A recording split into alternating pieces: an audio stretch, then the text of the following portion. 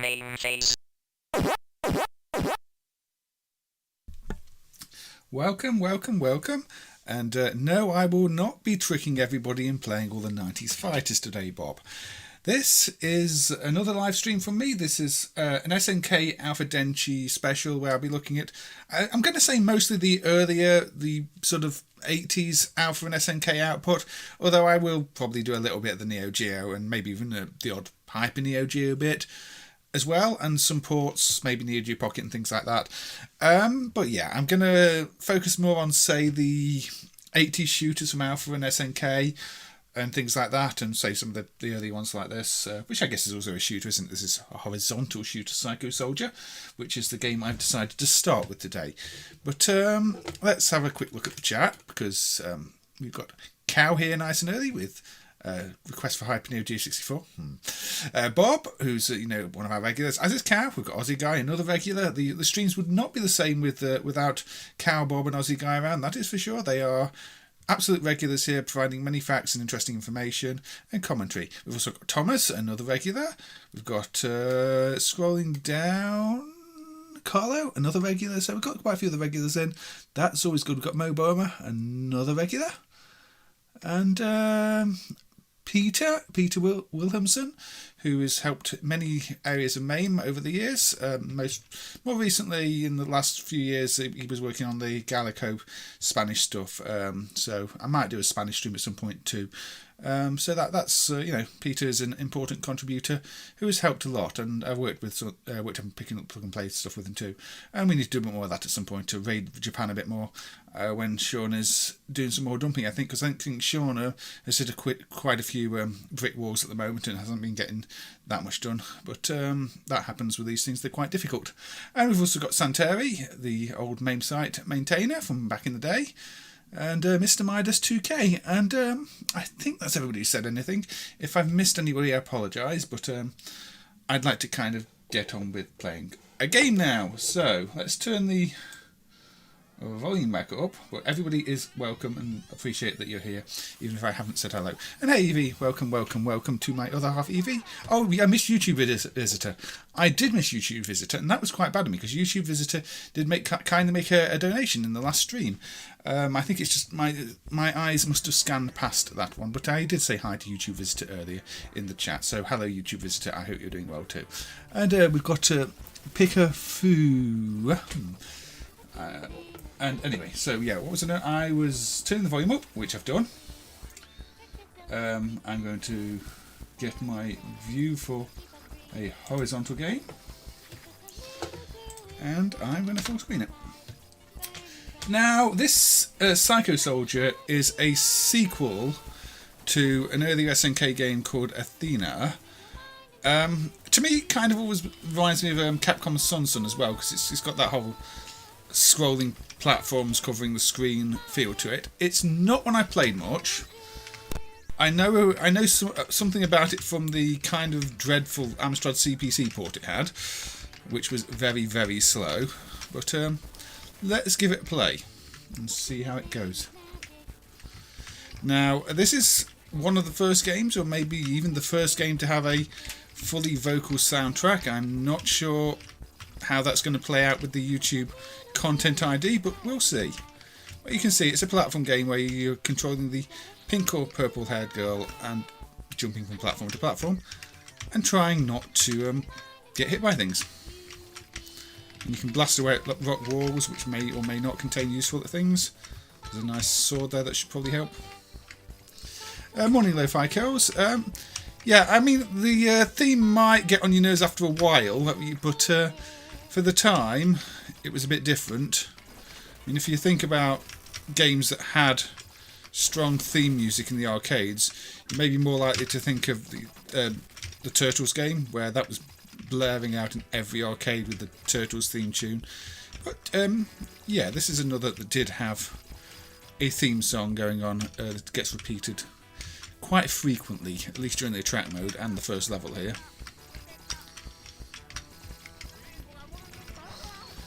I don't think it's CD-ROM, but we'll see. You get strange matches on YouTube. If it was ever put on a CD-ROM, it might match it. I mean, you get, old TV show themes matched too. And I don't think they were all released on CD. But yeah, when you die, you become this UFO thing. Lots of speech in this game too. Oh dear. I'm not doing very well. Game to be continued. No, I'm to be continued.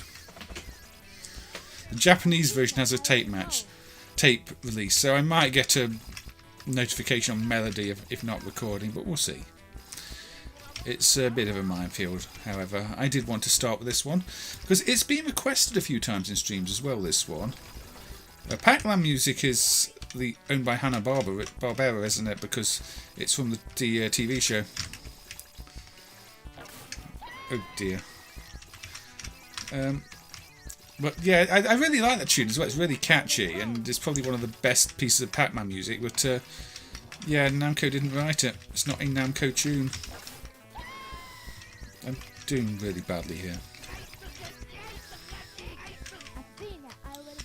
And the problem is, this is one of those rare games where you've got up for jump, and while it is up and down to move between platforms, I'm still pressing buttons to jump when I shouldn't be, and that's costing me some lives at the moment. It's quite unusual having an arcade game where up is jump and down is not duck.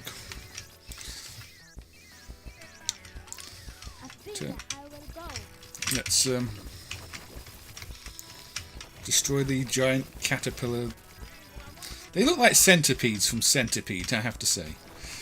But they look like they just jumped off the centipede flyer. But I guess they're meant to be something else. Yeah, the Pac-Man music does stand out in the arcade. It is one of those. And there we go. Rampage style, the building is collapsing. Just from a little girl shooting at it rather than giant monsters jumping on it. Yeah, I think it's saying Athena I will go. Well.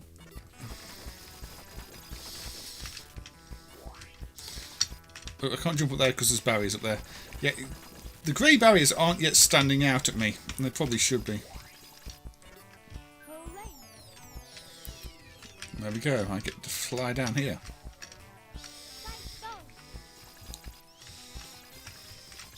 But yeah, the CPC port of this is incredibly slow and not too interesting. I think it's got a Spectrum port too that I've not played, and probably ports to Japanese home systems, but I've not fully researched that for this stream. I have got a few home things on the list, but a lot of the time SNK's ports of home games were published by other companies, and SNK aren't always credited as the first publisher, so when you're searching MAME's, software lists and things, they don't always show up.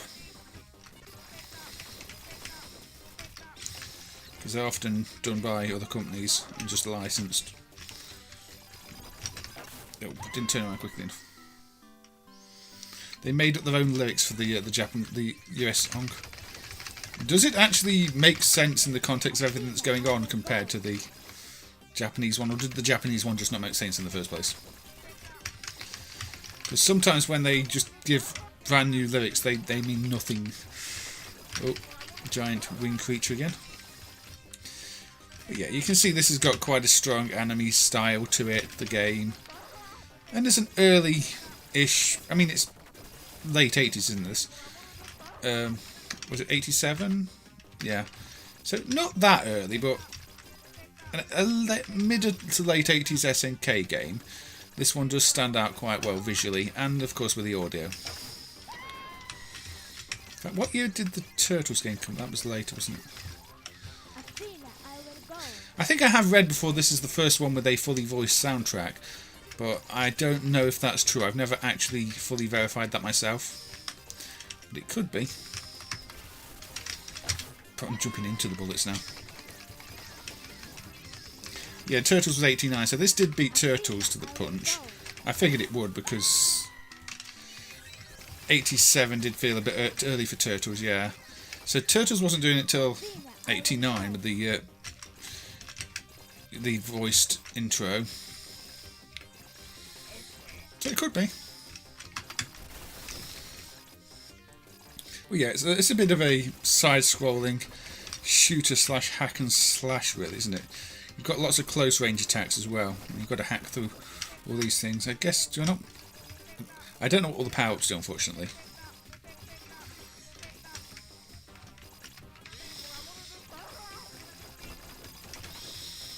So yeah, if anybody can think of any earlier games with voiced intros, then do let me know, because yeah, I kind of think that this could be the earliest one.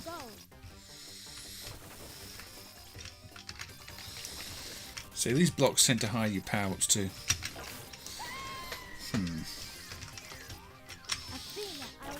Well, that wasn't very clever. We'll have to have a look at Athena later in the stream, if I remember. Because, like I say, that came out a year earlier. But this one stands out a little more with the presentation, so yeah. Gameplay does get a bit samey, but you kind of expect that. It sets out the formula pretty early on, which isn't a bad thing, but it doesn't change that much from memory. Yeah, I mean, this is the end of the second level. Oh. Pay attention. And again, we're fighting a boss that's on a building. Not centipede this time. We've got a dragony thing.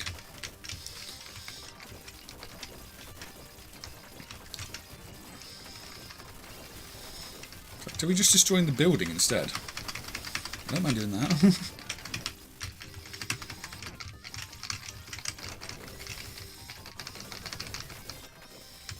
Oh, you can't get close enough to the... Oh, yeah, that's as close as it lets you to the building.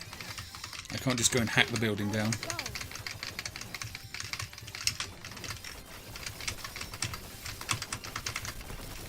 There we go.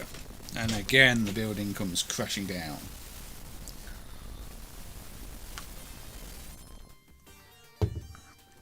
Well, they float down to another stage. No? Not yet, anyway. You get a bit of a hack through the rocks.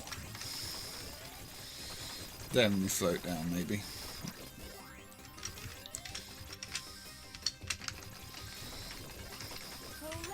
Yeah. Then we do our little float down. So yeah, this would be the third stage. And the theme's changed.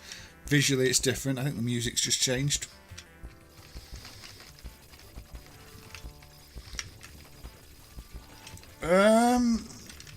I mean oh, we're back to the actual theme tune, aren't we? I see. Riding Hero obviously was meant to compete with things like Hang On. It's got link features for the RPG type mode, But it was originally designed as an arcade game. But obviously you have to remember that, you know, the MVS and AES were on the market at the same time, so they might have been thinking some of the features would be better for the home game, but it's just a bad game. Riding Hero.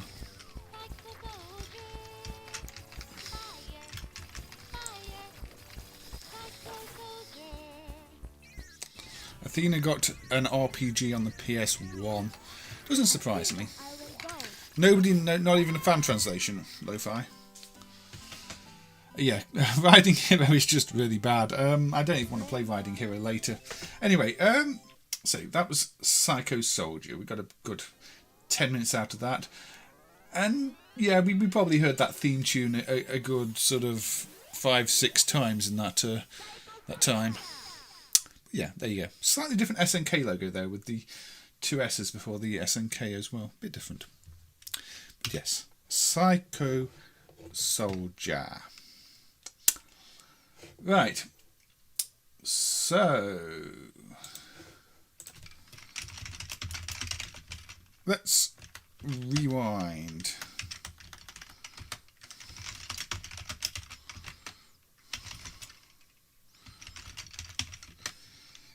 One of Alpha's first games. What? I've changed to pre-show. What am I doing here? I pressed the wrong button. Sorry about that. One of Alpha's first games was Korosuke Roller, also known as Crush Roller. Now, this was published by a different company. In this case, it says, Kural Electronic. Alpha made the game, different companies published it, basically. So yes, this is one of the very first games to be emulated in MAME, and also it's interesting to note that, you know, your Crush Roller is also got quite a bit of protection. At least some of the versions of it do, which you don't really expect back in such an early game, but it did. In fact, that's one thing you'll see with quite a few Alpha games. They did like to protect them. They had their own set of MCUs for some of the 8-bit ones, and then for the 68K ones they tended to all be protected as well. So yeah, let's have a little credit of Crush Roller or Korosuke Roller. Now the different versions have slightly different graphics. You can see the main character on this one looks like an arrow. I think this is the original version Alpha created, and then it got modified a little bit for the different markets. And yeah, it's quite Pac-Man-like. The novelty is you've got these rollers in the playfield, which you can use strategically to crush the ghosts. So if they come towards you, you push that over them, and you crush them. I say ghosts, they're ghost-like things. Not quite ghosts, but ghostly figures. Push it back. And the cat is out.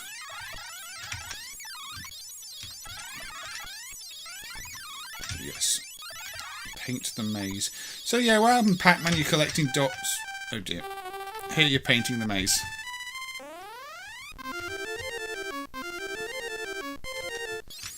Most of SNK's early games were developed by contract developers. That doesn't surprise me too much. And now we've got something trying to undo all my hard work by painting it white again.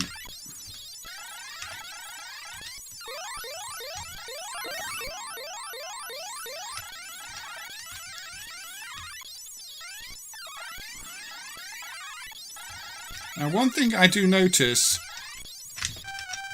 with this game, some of the bootlegs don't get the protection hacks quite right and will hang and crash in various places, including when you try and complete a level. Some of them just don't finish the level.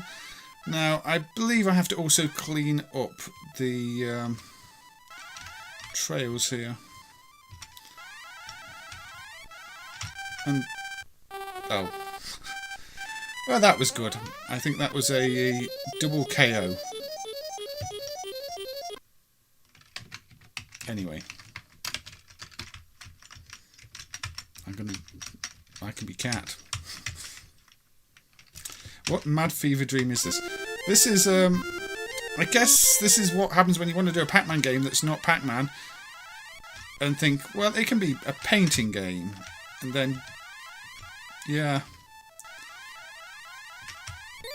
Let's crush this. Now, I have a feeling this version is harder than the other version, so maybe I picked a bad set to actually be demonstrating with. But we'll see. Maybe I'm just really bad at it. I don't have much of a strategy for it.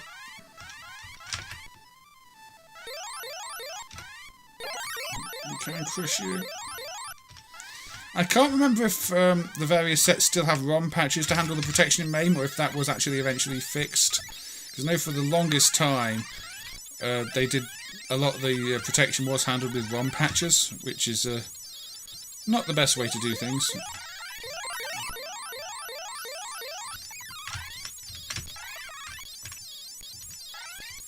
But it's been a while since I've actually looked at the driver in any depth. So it could have been improved in the meantime. Stop undoing all my hard work.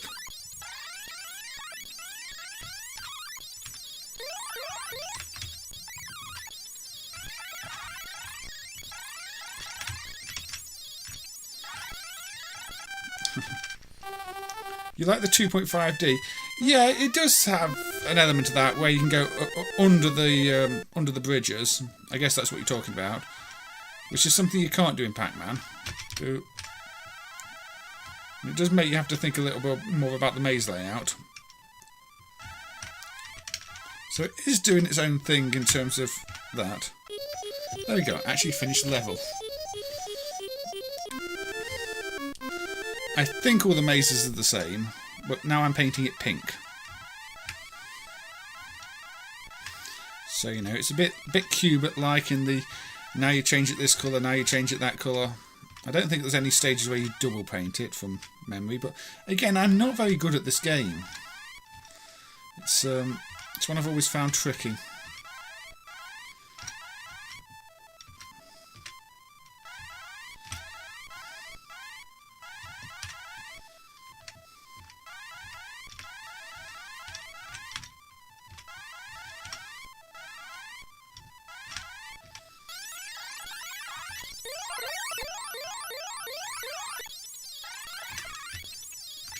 Now, the bootlegs, I think, include games called Magic Roller. There's Famicom bootleg versions on a lot of the Famiclones, under names such as Brush Roller. It was quite a popular game to copy as well in that sense. So, I guess it must have had its fans, otherwise it wouldn't have had so many bootlegs and so many people trying to imitate it and copy it. The same pink from Rally X. Yeah, I mean, this runs on a Pac-Man type hardware, so it could be there's a Namco influence on the palette here.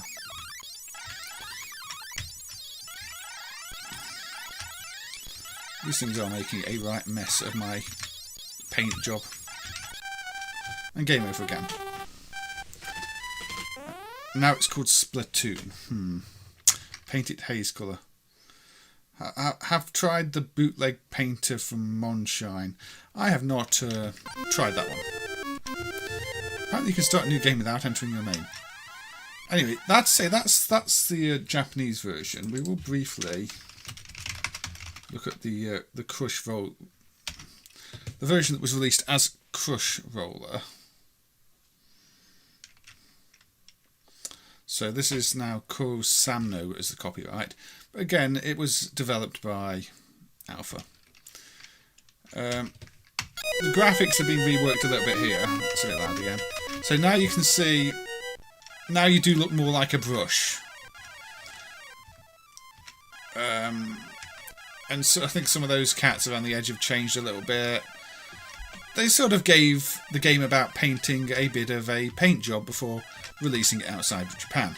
So that truck I don't think was on the Japanese version, was it? And the sound effect's slightly different. But this is the version I think most people will be familiar with, as opposed to the one I was just playing. Paint it black. That is not an option. And there are no red doors. Ooh, get 2 of them. Bonus points. I do think this version might be slightly easier too. Although Kitty is out already. But again, you see the cat looks different there. It looks more like how a cat is drawn outside of Japan, whereas in the Japanese version it just looked like a cat head. Also, I crushed the cat. I didn't really want to crush the cat. I don't believe in being mean to cats. The images are the enemies that will mess up the thing in the future levels. Yeah, I kind of got that impression because the cats around here, and yeah. That's a nice touch really, isn't it, from an art point of view. It's almost like combining the game Flyer with the playfield. Come on, get that bit. Because you typically expect to see that type of image on a game Flyer, all the enemies you're going to face. So by sort of hiding them around the playfield, they've done it in a similar way, but different. I don't know. Just my impression. Whereas you don't see random things in a lot of other maze games that are going to come and get you later. Obviously in Pac-Man it doesn't make much sense because you're against all the ghosts from the start. But, no, got caught.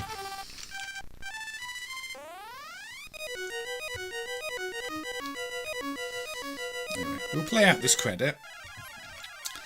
Then I will move on to something. Well, I'm going to move on to a different version of the same game, really. So, oh well, there we go. Game over on Crush Roller. So, yeah. It's a nice little early game that Alpha developed. And probably if Alpha hadn't done that, they wouldn't have become the company they were, because their earlier stuff didn't quite hit the spot for most people. I mean, there's that Dora-chan thing that was recalled from sale due to unlicensed characters. So I think that was probably one of Alpha's first big successes, really, Crush Roller. But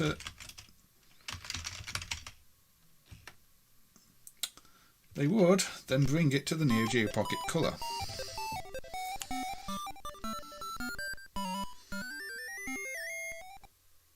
It was co-developed by an undignified company in Ikebukuro, Toshima, Tokyo, Japan, with Alpha Denshi. So yeah, the NeoGeo Pocket Color got its own version of Crush Roller from ADK. ADK is the same company as Alpha Denshi, just I think after they sold shares they renamed the company or something like that in '93, I think it was.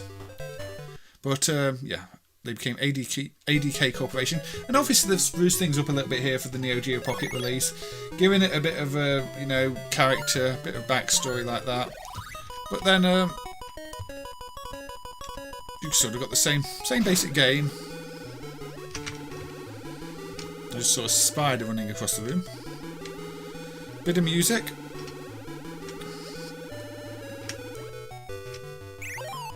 Again.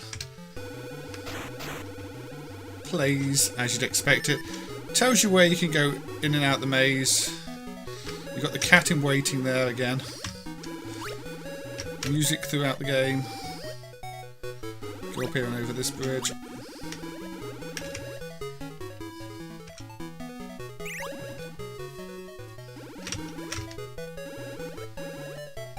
Got the cat. It doesn't display a splattered cat on this version, which is good, I think. What have I missed?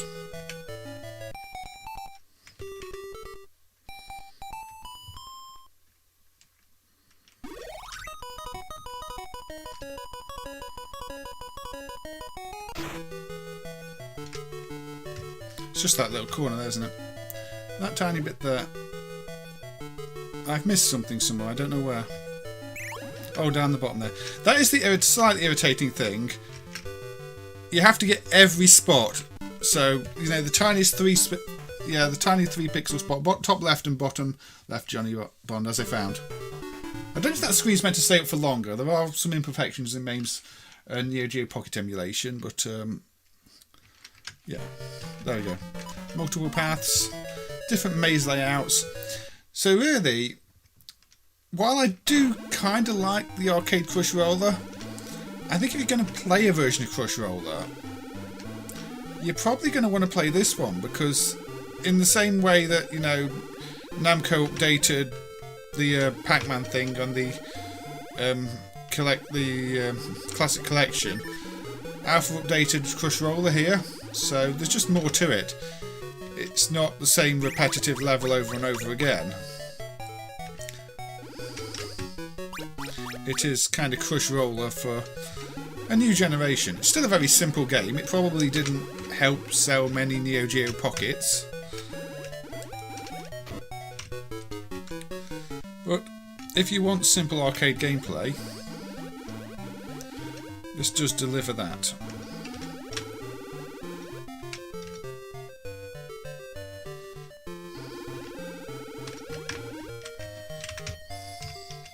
The AI seems a little toned down, not as aggressive. Got to get rid of this footprint down here. Bootleg is a Final Lap 3 reference. Where have I missed? Where have I missed? Where have I missed?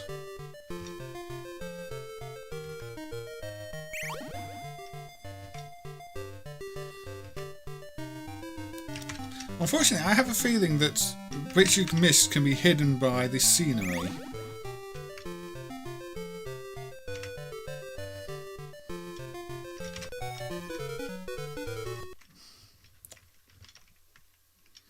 Unidentified.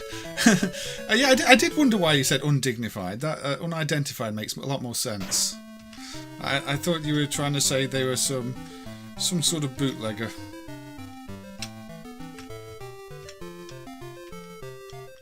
Oh, I'm not going to lie. I don't know where I've missed. Maybe this does have flaws, or maybe I'm being blind. Near house. Well, I've got to start again now. Yeah, you are looking for single pixels on this one, which is a bit of a flaw. I'm not going to lie, especially if you're on a tiny screen. I mean, I've got the benefit of playing this on a huge monitor. Maybe it would be nice if it sort of homed in on...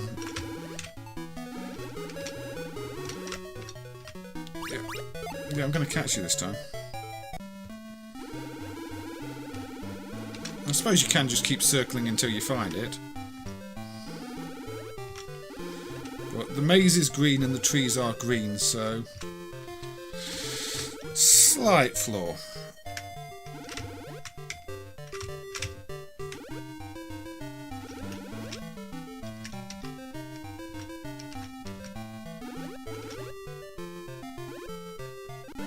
There we go. See, that last bit was hidden there behind that house.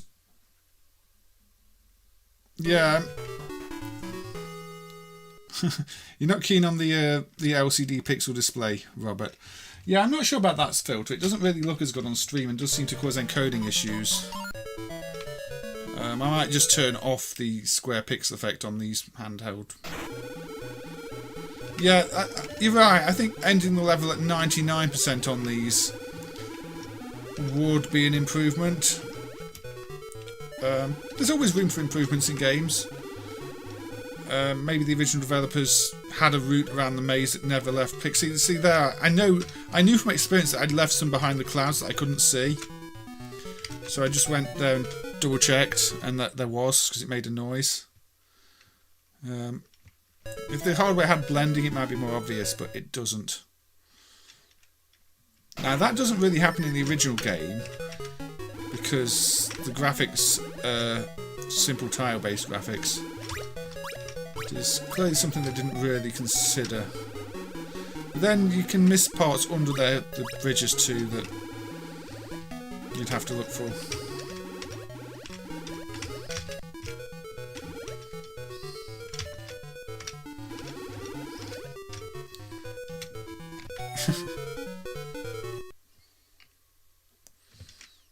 And here we go again.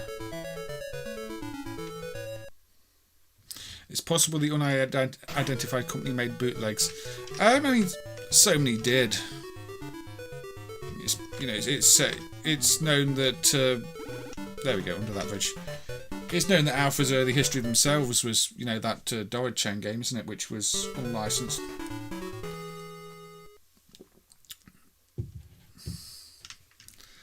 There we go. Anyway, I think we've seen enough of Crush Roller on the various platforms. I just wanted to highlight it because it was an early alpha game which they then remade for the NeoGeo Pocket much later, because I guess it was a game they're happy with and proud of and part of their legacy, and they wanted it on that platform. I'm surprised it didn't have an actual NeoGeo release like, say, Neo Mr. Do got, you know, Mr. Do on the NeoGeo, but it didn't.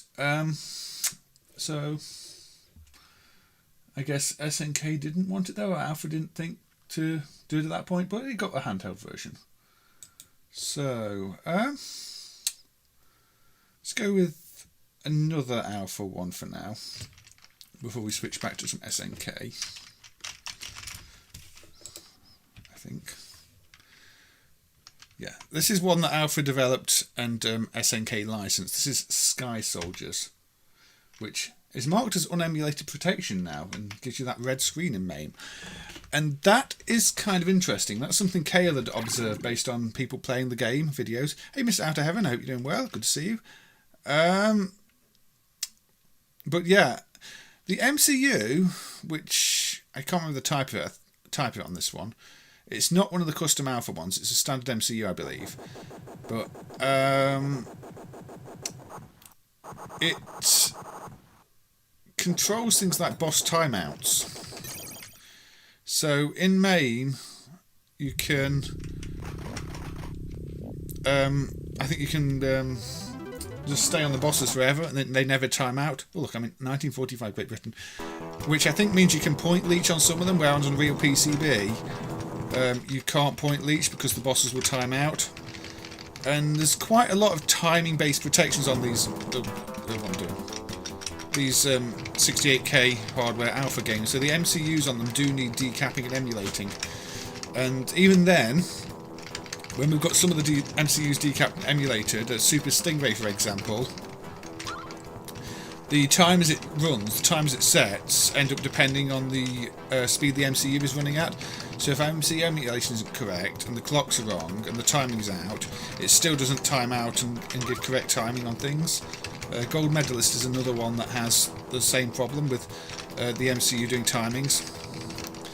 And for the longest time, none of that was even emulated in MAME, not even simulated. Now some of them have the MCU running, but the timeouts might be wrong. And in this case, I'm not sure Kale added the timeout, he just made a comment saying that it needed adding. Major developers simultaneously worked on legit games and the bootleg market. Would you count Playmore in Italy as a major developer? I think in Italy they generally considered to be a major developer, but they did make their own games, but their stickers are on so many bootlegs, and they made things like Hacks Hard Times, you know, Hard Times, which Hack of Blood Brothers, and Super Slams, the hack of Super World Court. But I don't know if you count an Italian developer as a major developer. Choose weapons. Still.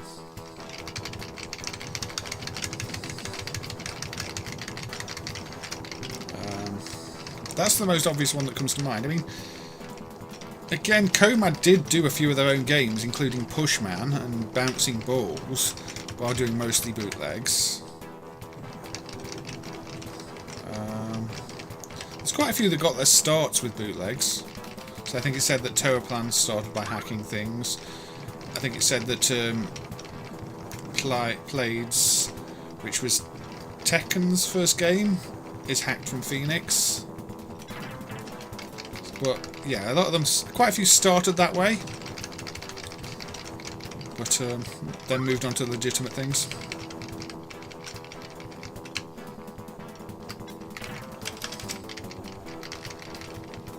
Where's Wally Edition? So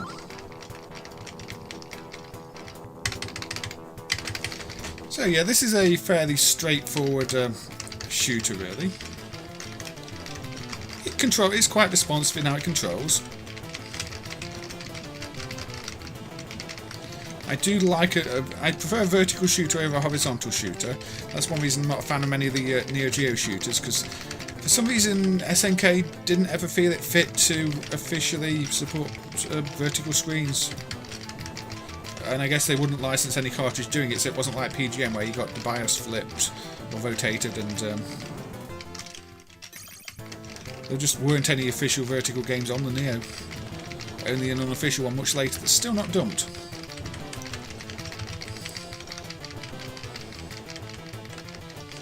Yeah, Glides had its own identity, but if you look at the code, it's definitely very, very similar. Oops, don't fly into this even though it looks like it's exploding.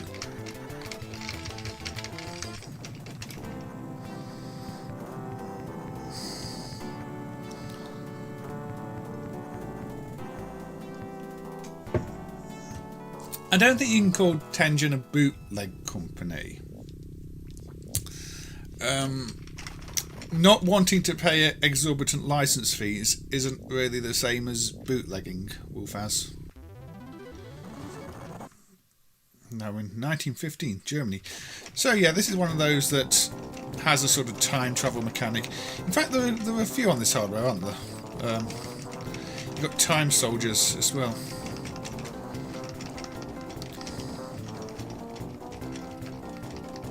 I don't know if that's correct behaviour, if that's another MCU thing, Johnny. It does seem to be taking a long time to die, but again, the MCU does time things, so it might be there's meant to be an MCU trigger to cause it to die more quickly. That is why this is now marked as unemulated protection, because there are known to be issues with it. Now, bombs in this do not clear everything off the screen, so if you're about to be hit by a plane, a bomb's not going to save you.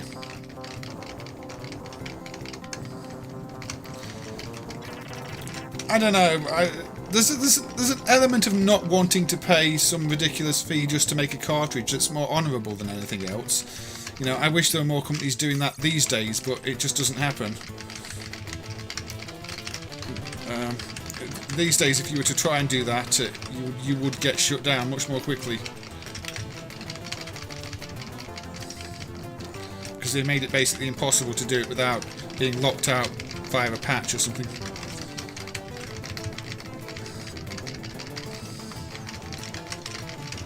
This is... Unfortunately, this is pre-bullet hell, so your collision box is huge.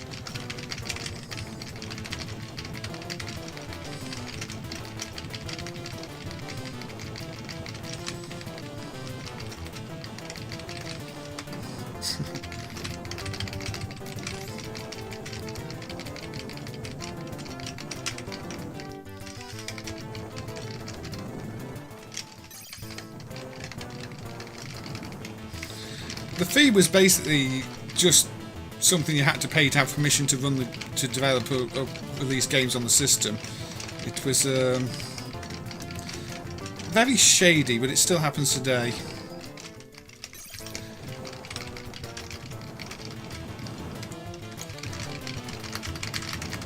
Yeah, whatever. I don't know how to complete this boss with just the weapons I have. Do I have to use the secondary weapon? Probably. That's limited. I keep hitting the button. So yeah, there are flaws in this game. Some of the boss attacks are annoying. Yeah, this is a bit spammy and hard unless you know the strategy and know which attacks to use and know when to use your missiles and things. Probably know which weapons to pick as well, to be honest. So we're still in Germany.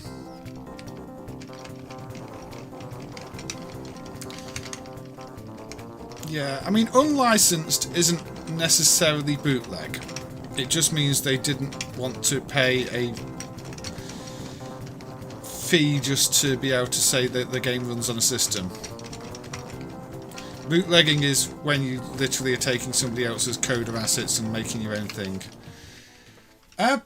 Yeah, I think we've probably seen enough of Sky Soldiers, to be honest. It's getting a bit annoying. But yeah, that was a game that Alpha made and SNK licensed. Yeah, Nintendo tried to say it was to protect the industry and this and that. And, I don't know. Right, where shall we go then? Ooh, shall we go with Search and Rescue? Sticking to the vertical games, 1989 SNK and Search and Rescue. I mean, this was, you know, right before the NeoGeo was released.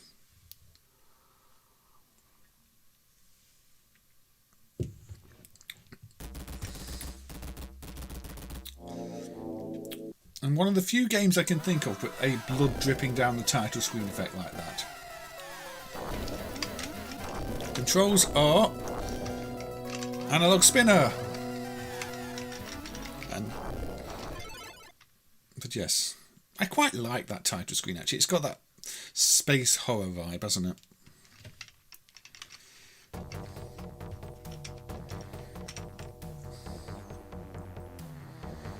Yeah. Donpachi might be the first bullet hell. Batsugun is sometimes credited to sort of proto bullet hell, isn't it? Especially the special version.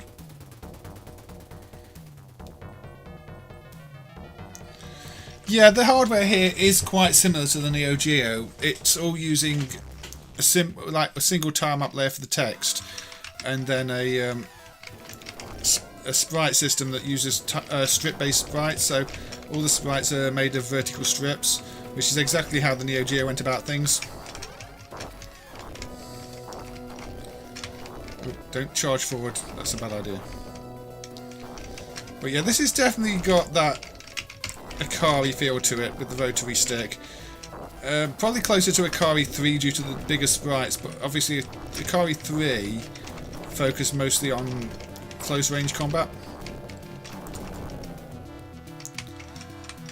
It also kind of looks a bit like Ikari 2 Victory Road, which had a very unusual theme. Don't think many people like Ikari 2, which was never actually officially called Ikari 2, only Victory Road on the arcade. Aliens had no influence on this game, no, of course not. Don't recognise a thing from it.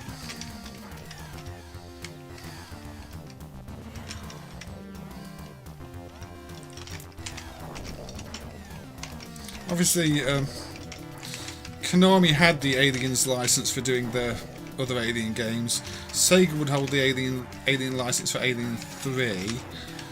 I don't think SNK ever had it. Capcom had it for Alien vs Predator.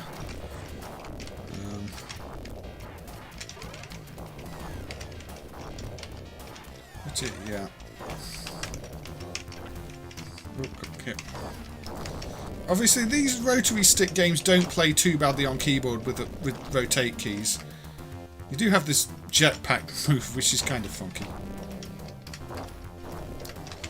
Now, I don't know if big sprites help or hinder this type of game. I mean, a lot of people do like Shock Troopers on the NeoGeo, and that does have big sprites, but doesn't actually use a rotary stick because the NeoGeo didn't have one. Oop.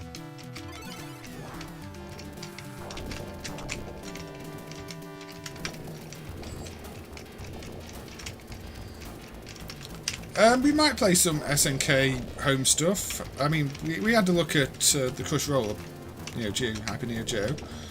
I may look at the Metal Slug Advance. I know it wasn't developed in-house by SNK, but it's part of the service. I may have a look at Funny Field for the Game Boy.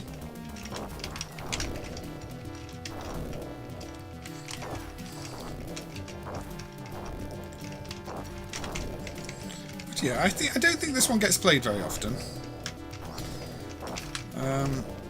This surprises me because you would have thought mixing that Ikari feel with, say, the Aliens knockoff would have been popular. But maybe it feels a little insubstantial. So that jetpack evasion move does leave you quite vulnerable. There's quite a few recovery frames from it. You have to be careful of that. Oh, and yeah, sometimes you can be got by things you think are dead.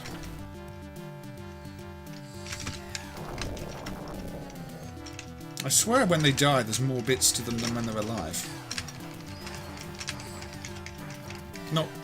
Well, there are more bits, but more overall matter.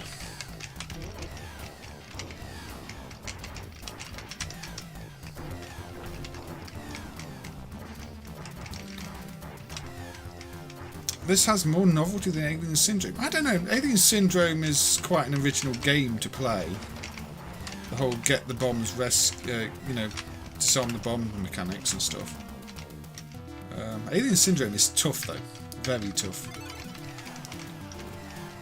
This is just walk along shooter.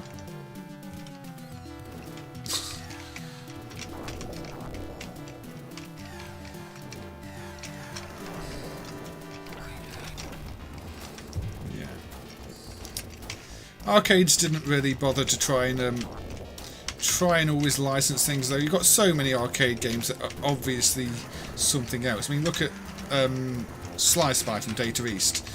It's so obviously James Bond that it's even giving you, you know, the ability to enter your 3-digit call code at the start of a game. It happened all the time. Well, the number that are clearly, you know, scenes from Star Wars. And Alien was another popular one. Not everybody could get the licenses. Not everybody was offered the licenses. But yeah. Hey Neil, we're just playing a few earlier SNK and Alpha games. This is Search and Rescue from SNK. But SNK typically work together on a lot of things. There's a lot of crossover, using the same hardware, licensing each other, you know, SNK licensing Alpha's games for distribution, and then of course the hardware being similar and Alpha's hardware really being what formed the NeoGeo. Well done. Well, I hope you're doing well. You've never played this one. No, that's what I'm saying. I think a lot of people haven't. Plenty of people have played the Ikari games, including Ikari 3, that never really seen as popular. And even Ikari 2 that's not so much compared to the first one. But yeah, I think this gets overlooked. I'm not sure why. Maybe it's because it came so close to the NeoGeo coming out. I mean, this was, what, 89?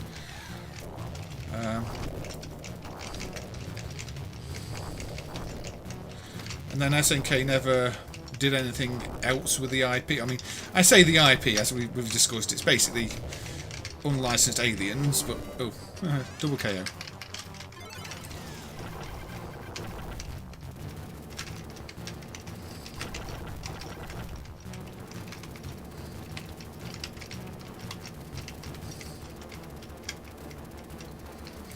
Yeah, I mean that still happens today, the Ogre. You get games that are developed to almost completion, and then they'll find out there's a licensing issue, and it just gets canned. It, unfortunately, is not something that's gone away, but sometimes they'll just strip out the theming and release it as a generic game that's still clearly whatever it was meant to be, but without the title. It depends on who you're working with, and if you can get away with it. And like we were looking at Sega's Rail Chase on the Sega stream, which was, you know, very, very clearly Indiana Jones influenced. The platforms, well, yeah, there's a hole there. Don't fall down holes into space. It hurts. Well, it doesn't hurt. It just probably sucks all the air out your lungs, and you float endlessly along until you end up somewhere very sunny. Yeah, this uses a rotary stick, like so many of these. I like this colour cycle effect here. I guess it's meant to be a lift, isn't it? So it's another game that could have been in the elevator stream. That's an effective way of representing a lift with a bit of a simple colour cycle effect.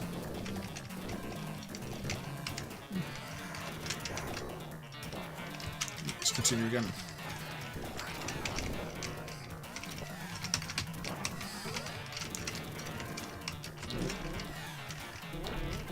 Don't know if you can use that to jump attack to go across platforms.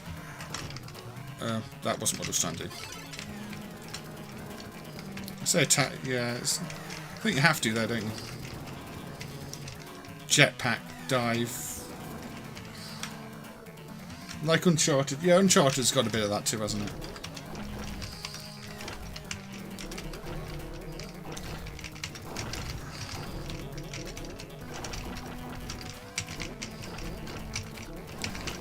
The ideas get borrowed and used quite often.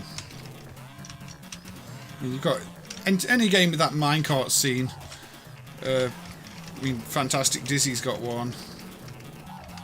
There's Indiana Jones. The running away from boulders thing, that's in plenty of games too.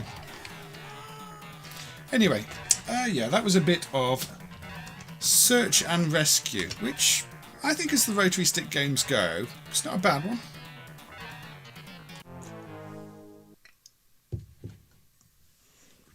I've never heard that one before, Miss Outer Heaven, but it's possible. I'm not a big Doom person. Yeah, the fan games where they know they're going to get a DMCA. I mean, if they develop it behind closed doors and don't promote it and then just put it out after it's finished, sure. But if you're going to make it really public and then end up with a game that just gets cancelled, it kind of defeats the point. I think some of them are probably just looking to get hired, which sometimes works, but not always. Right.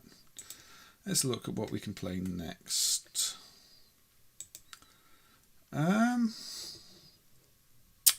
Just bringing up. I didn't actually create a list beforehand on the stream, so it's a little disorganised. Yeah, let's play one I think I've played before.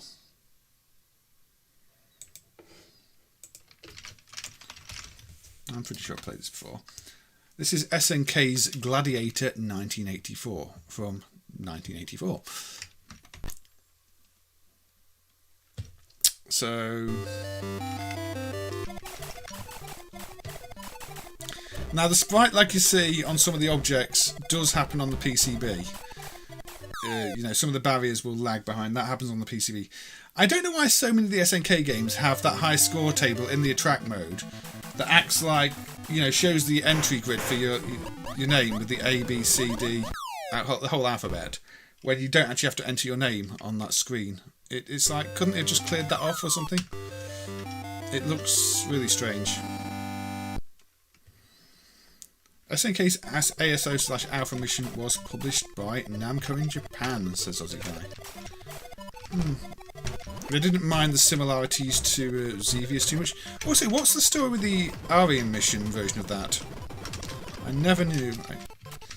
Every source just, you know, refers to ASO and Alpha Mission, but MAME has 3 sets. It has an Arian Mission too. Arian Mission. Don't run into stones.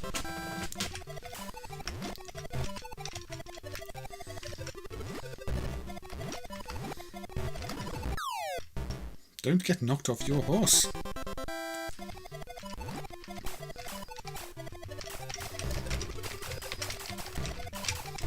Bump and jump with horses.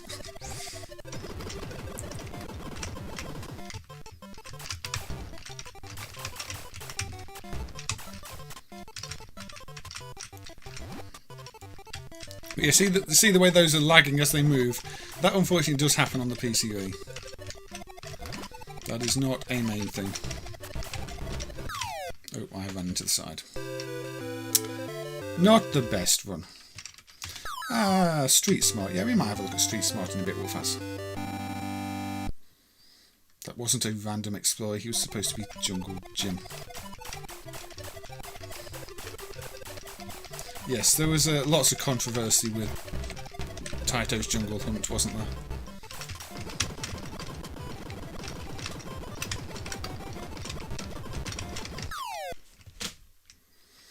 Could be an early English release. Yeah, I mean they do use different code ROMs, but I don't know if that is just for the altered graphics. I don't think it is. I did kind of wonder if it was just a bootleg that has ended up being classed as official, but I'm not sure it's that either. I know they didn't keep that title for the sequel on the NeoGeo. No region shows it using that name.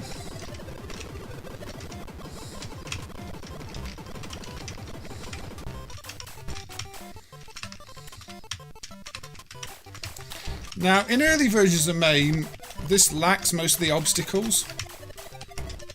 For some reason, I can't remember why. I think it was a CPU sync thing. If the CPU sync is wrong, I think it was a lot of the obstacles don't render. Was it a shared RAM problem? I'm not sure. They made a game from Universal Clothing. Yes.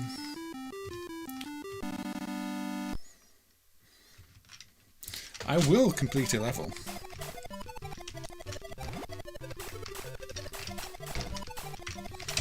Or maybe this is just, you know, the Return of the Jedi game, but with horses.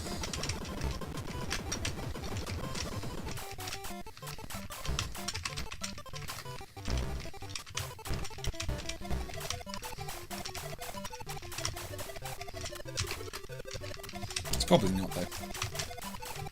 I don't like the Return of the Jedi game. I don't tend to like this perspective, but this one doesn't rely too much on judging heights.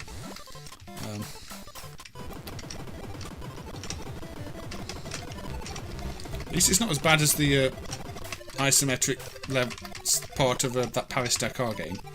That is just a nightmare.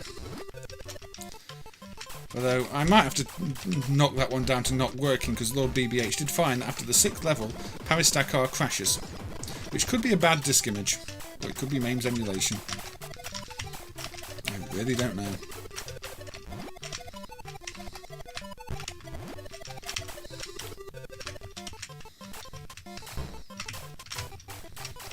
Now get the side. Nope, dodging you.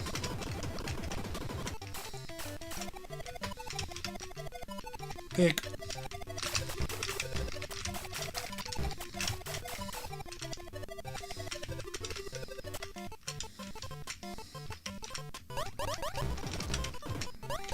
Turned into Donkey Kong.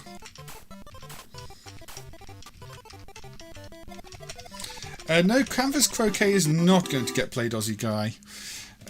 Well, I can show it, but I can't play it because I'm sure you're aware it's got some rather inappropriate content.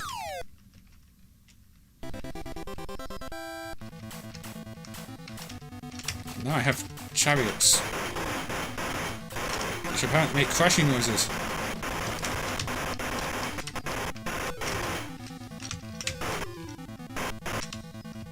Good.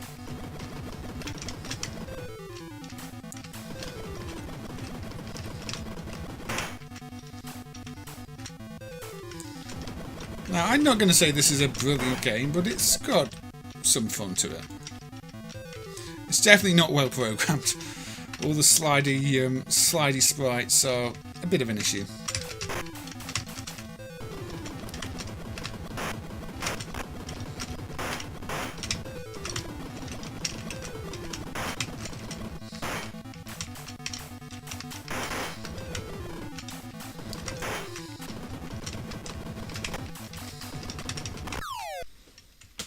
Road Rash Zero. Yeah, that's a good name for this one, Neil. I agree. They could have called this Road Rash Zero. Don't tell EA, they'll probably do that now. Oh dear, we got knocked off the course. I guess. Jolly tune. Oh, sweet. I got the top score. Yes, Gladiator 1984. Now, one thing that is surprising is there are quite a few early SNK games that have never been dumped. If you bring up a list of the games SNK made, you will see that there are games on there such as a Yosaku and Atom Smasher that simply have not been dumped yet. There are YouTube videos of them. I'm not going to bring up the YouTube videos of them because I don't think that's really going to help anything. But yeah, there are still some early SNK games that, as far as we know, were released but have not yet been dumped. So this one was mentioned earlier, well, not too long ago. So yes, Arian Mission, also known as ASO, also known as Alpha Mission. This did get a sequel on the NeoGeo, but this was the first version of it, which, according to Aussie Guy, Namco did license for distribution in Japan. Now, I have a feeling this is like the sequel, where I have no idea how the power system works. But we'll see. So if I get lots of L's, does it help? Do I get 3 L's to power up my laser? Another sequel, it seems like collecting anything and everything you see is a bad idea. But this is writing things at the side of the screen there to pick things up. I'm sure the actual control panel would have made, the instruction card would have given you some indication of what you're meant to be doing. ACW and early version of Marvin's Maze, yeah, that's another one. You're right, Aussie Guy. And of course the various undumped NeoGeo games that are probably never going to be dumped, but at least not publicly because, yeah, people want too much money for them. And what these people don't seem to realise is that we don't have much money. You can't be you can't be paying house prices for random games just because they're NeoGeo prototypes. It doesn't really work like that. And I don't think anybody's suddenly going to, donate $1 million to the MAME team to buy things. And if they did, then people would probably try and start charging $2 million for them. Because that's what these people are like.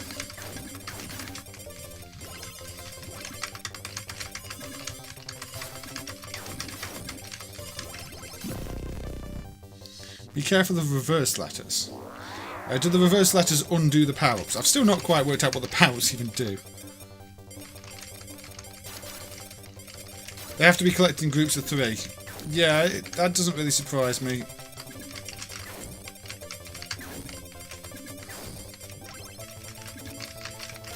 So do I have to avoid the other ones until I get the one I want? Or can I collect...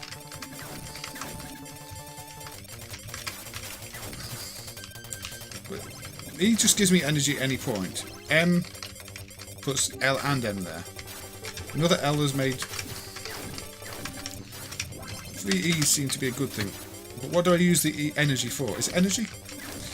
Again, it's not a game that really explains itself, ever. There's nothing in the attract mode that says, this is what this does. I can't get that out. And I'm not sure that's great arcade design. I mean, arcades are typically going to be obvious to play. Is the red one of the reverse ones that I should be missing?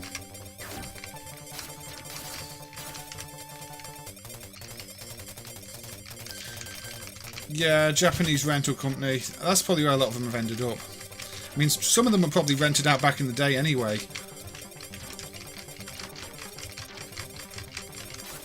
Oh, I hit something. It's game over. E's are good. Yes, they are.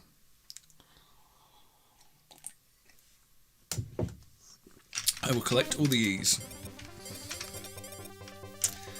Yeah, I mean, there is a screen in the attract that shows some stuff, but it doesn't really explain how it works. It's also got a spelling error on, from what I remember.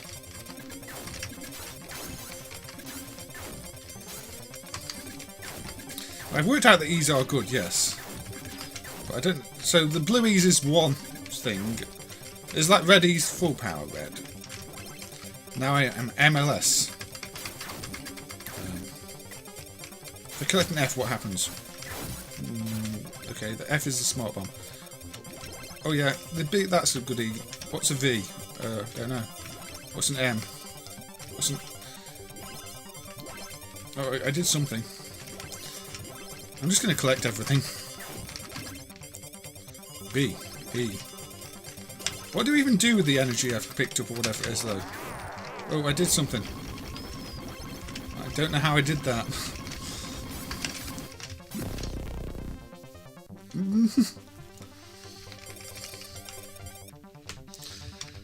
Oh, okay, yeah, I did press another button when I collected 3 parts. Okay.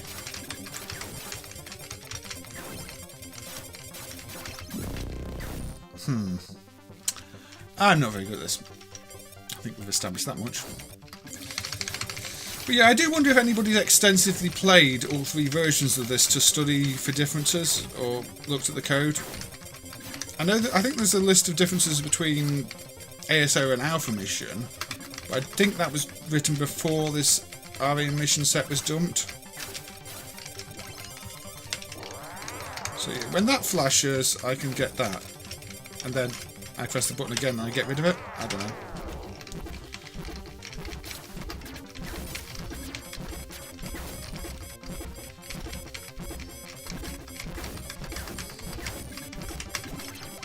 Is it running out?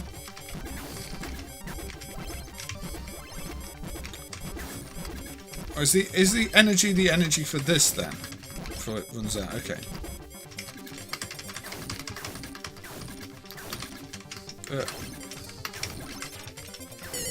Oh. Was that literally R as in reverse back to the start of the level? It was, wasn't it? That's what you meant by reverse letters. I thought you meant flipped letters. Not... That was mean.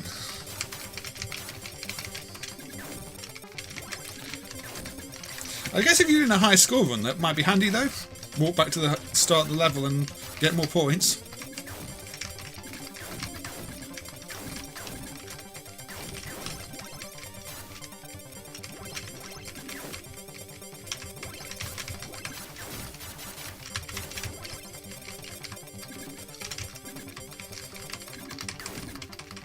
But yeah, it's a lot of things to pick up just for any kind of power up.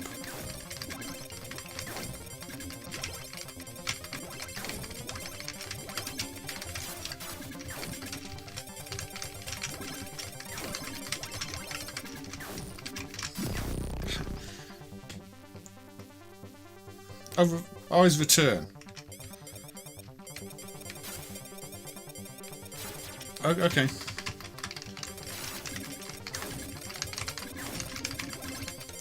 You clearly know more about this game than I do, Terramap. Thank you. So it's not one I've really spent any time with. The NeoGeo game is one of those NeoGeo games that even there I found it kind of completely off-putting. It wasn't clear what I was doing. And that's in part because, you know, I'd played it on a multi-cabinet. There was no instruction on the multi-cabinet, so it's just like, well, what am I doing? Why am I picking these things up? Nothing was being explained, and it kind of put me off the game. And this seems like pretty much the same thing.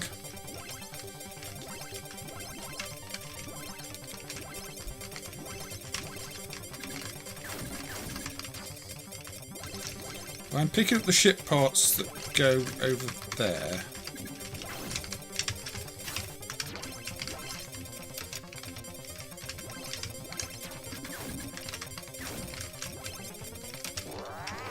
I get that one. Oh, I get the flamethrower. Ooh, we've got Wavy Army boss.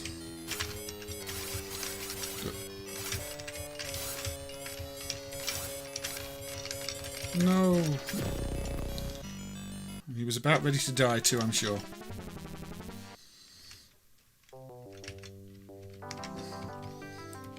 I'm a sheep. Ah.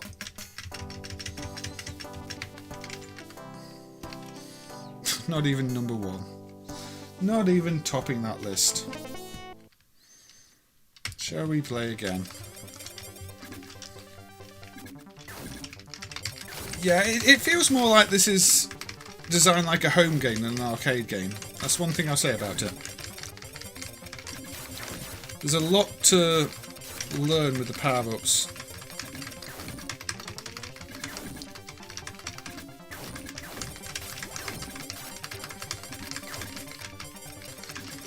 Not that that's a bad thing. It's just surprising to see in an arcade game where people are just going to walk up to it and play it. The Flying Spaghetti Monster. Yeah, some of the early games are pretty tricky. Jumping Cross is actually quite easy compared to a lot of them. But we've played Jumping Cross a few times. Probably not going to play that one again. This one I don't think I had played before on a stream. But I'm dying. Pastafarian. I'm not worshipping flying spaghetti monsters, but I acknowledge their existence.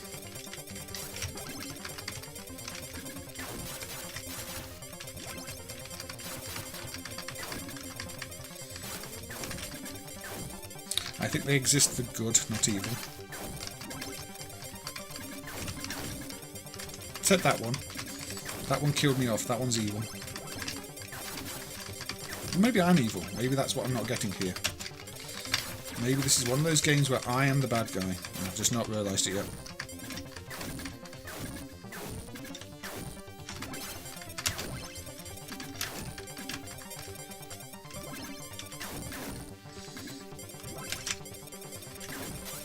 So I don't understand these ship parts that are flashing there either, because I'm not getting to use them and sometimes they're disappearing. Or the different types of ship where if I pick up the wrong one it messes it up.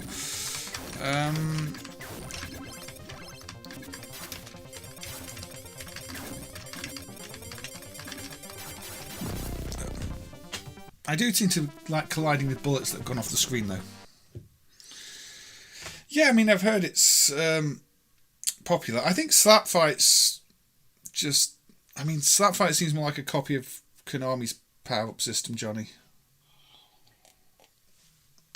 See, it tells me that much, including sealed, which maybe means shield, I'm not sure. But it doesn't really explain much else. I'm guessing I'm messing it up by getting the wrong types of ship piece for the power armour. That's the only thing it gives you, though. Yeah, so Arian Mission... It's an interesting one. I just don't really know what to do with it most of the time, which is how I've always found it. I think it's potentially a good game. As I say, it seems to have its fans. As a judge says there, it was popular in the arcades in South America. I think it was popular in Japan too. But it's got a bit of a learning curve, that one, and I've never taken enough time to really study it, I would say. Let's go with a bit of high voltage. Now, I don't think SNK had any involvement with these ones. But, yes. This is one of those that does have an Alpha MCU protecting it. And the Alpha MCUs are kind of interesting because it's what type of MCU is it? Yeah, Hitachi HD44801 MCU. But the MCU is running basically an interpreter program, and the games upload microcode in that custom alpha language that the interpreter on the MCU runs, and that's how the protection works. And before MAME emulated them with the decapped MCUs, MAME actually had an alpha CPU type. So lemon, tomato, apple, potato. Anyway. Definitely not Star Wars.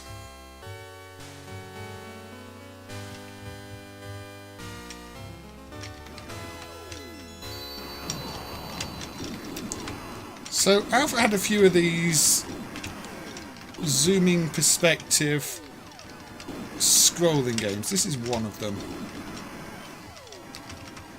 We've got a slightly odd row type effect. Row scroll, row zoom effect.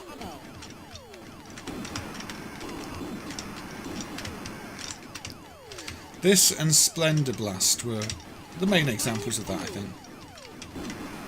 Kind of reminds me of the things Nichi Butsu did, you know, tube panic type things, although this is obviously a bit more primitive. You can see it zooming the background and stretching it slightly to give an effect that looked a bit different. You can make big craters with your missiles, which is always fun. I like games where you can destroy the scenery. So it's, I think it beat Raiden to the punch there, didn't it? Oh dear. 85. Road 7 in 85. Pretty much Johnny Bond. I don't think it rotates, but it's a nice ground effect. At least, you know, for a smaller company. This was Space Harrier year, wasn't it?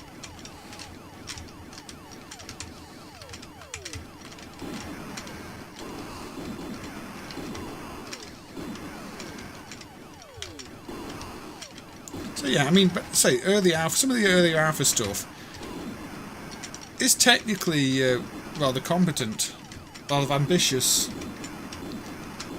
and this is an example of that. Didn't really get anything like this on the NeoGeo, unfortunately. So that creativity really vanished.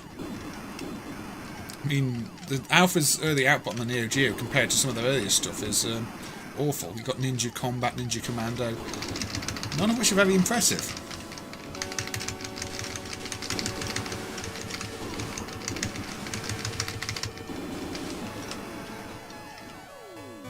Yeah, no rotation. Fisheye mode 7.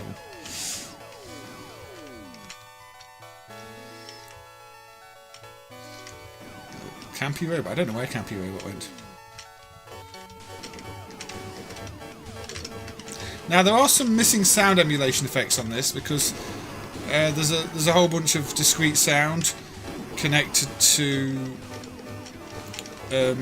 some of the AY output ports. Is it AY? Yeah, the AY output ports that can change frequencies on one of the chips and this and that. So I think there's meant to be some sort of pitch bend effects on some of the sounds that aren't quite there from memory, and maybe some extra drums.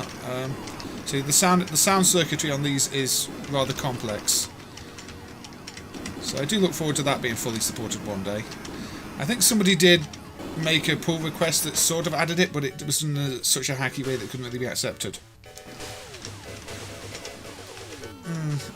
Tube Panic is a different kind of rotation, but yeah.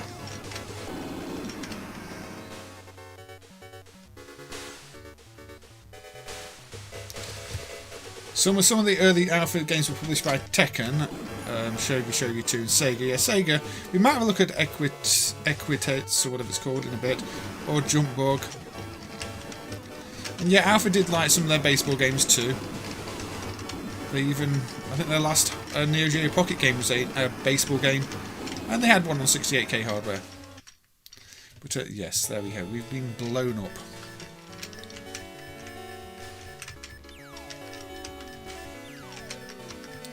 But this was a bit of danger, high voltage.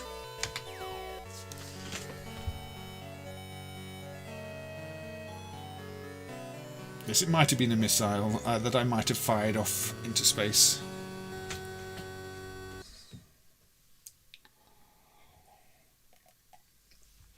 But yeah, a nice, visually impressive one, this. I'm above coffee and below tea. There you go.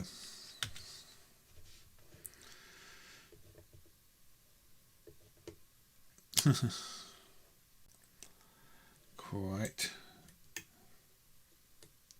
Might have been quite chirpy about its own death, yes. Right. High voltage, the sci-fi shooter. Yes. I guess electronics. I don't know why it's called high voltage. There's not much lightning or anything. Yeah, Violent Run, I think it's called. Somebody did play Violent Run over here in the UK, but we never managed to find a PCB with the name Violent Run, unfortunately. I was being asked about it the other week. But yeah, in fact, I do like that one.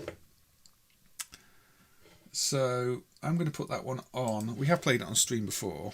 I'm not going to play it for too long. But yeah, this one is published by Eastern Corp, but it's an Alpha hardware, and as Aussie Guy says, it appears to be by Alpha. But yeah, Violent Run, you can see in the tile set there. This has got cat, dog, lion, tiger, fox, wolf, monkey, cow.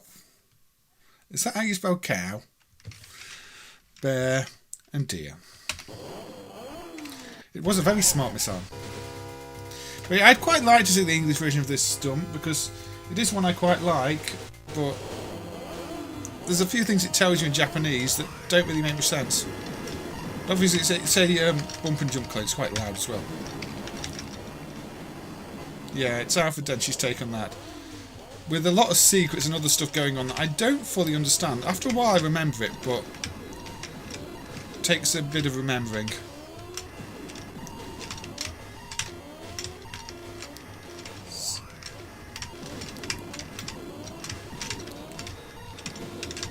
We need to do some more SNK soon. It's not meant to be an alpha stream. Dog behind cat. Yep, dog behind cat. I don't know. Maybe they're just better drivers.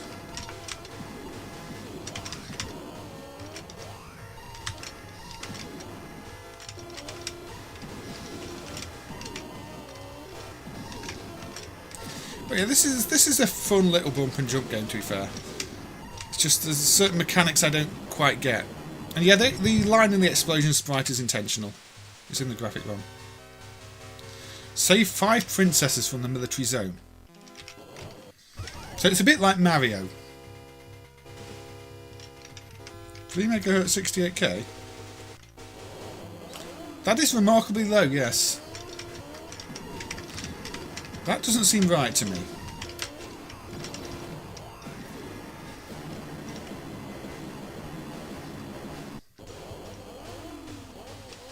I don't know why the 68K is clocked at 3 MHz. Unless that's just a MAME bug in the display. I'll have to check that out.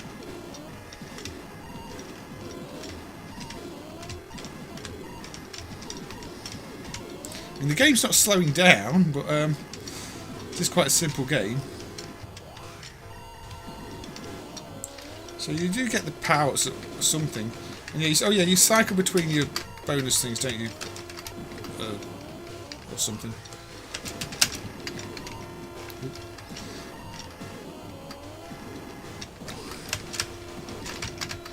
I can't actually remember at this point.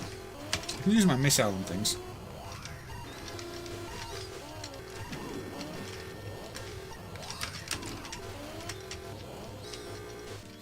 I got to the garage. Not too well, the ogre. Not too well, unfortunately. I say my coordination is kind of terrible still, and judging distances is kind of terrible. I will be definitely getting the train down to Blackpool.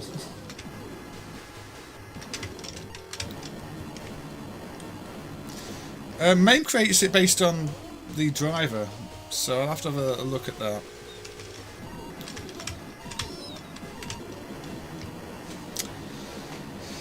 Anyway, I think we have seen enough of that one, because I've played that one on the stream before.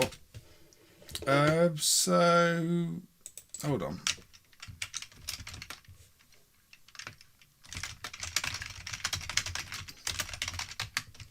I'm just going to research that now.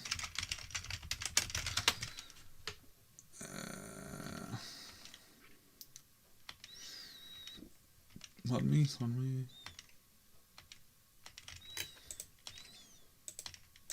Why is Gekisou set to that speed?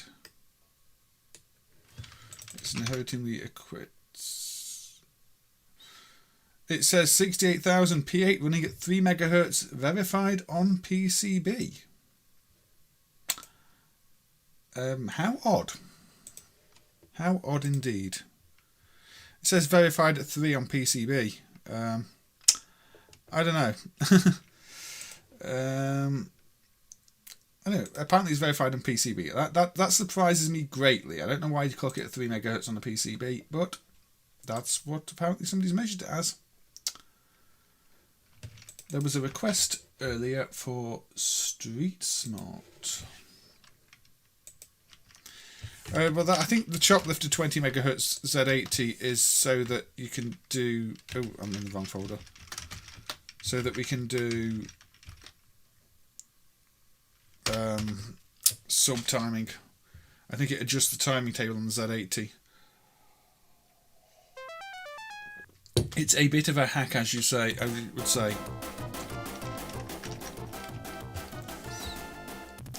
So, Street Smart. This is clearly where you dress all smart to go onto the street. Oh, no, it's a fighting game. High voltage is 6. I mean, I guess they don't need to run it that fast, but yeah, underclocking a 68K that much is surprising. So Street Smart to me always feels a bit like a prequel to ADK's, Alpha Denshi's Aggressors of Dark Combat. It's a very similar style game. It's also a bit, you know, pit fightery, but let's not talk about pit fighter. Yeah, it did seem fine at that speed, so maybe that is really the speed it runs at, but it's an odd design decision if it is. It could be the PCB it was measured on had a bad divider circuit, but I don't know, it's quite a rare PCB.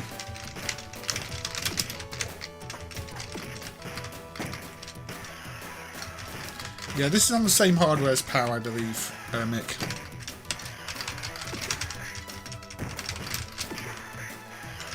It's the champion tag match about me.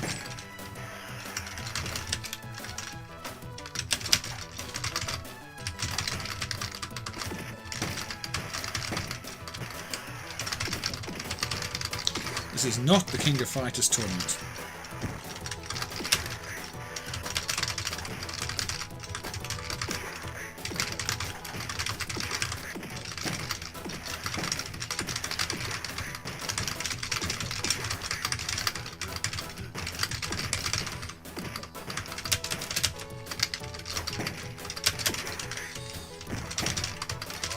There we go.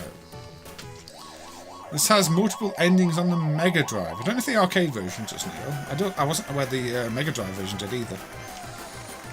But, I do like games with multiple endings. The Champion Ship. That is the Ship of Champions. Yeah, it's got some nice smooth animations. And you can juggle characters in the air and throw them around.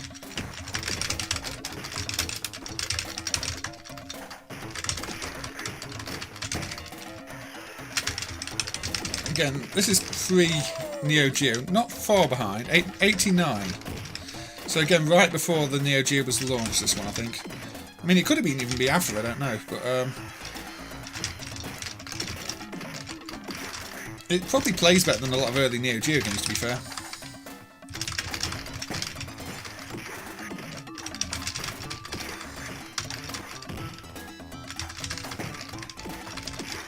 What year was the NeoGeo? Was that 90? Yeah, there was a bootleg of Final Fight called Street Smart. I can't remember what year the first NeoGeo game was now.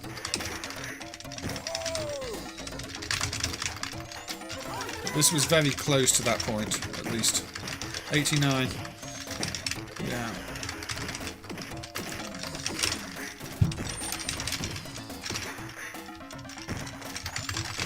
If you compare this to, say, Art of Fighting obviously has bigger graphics, but this has more fluid gameplay.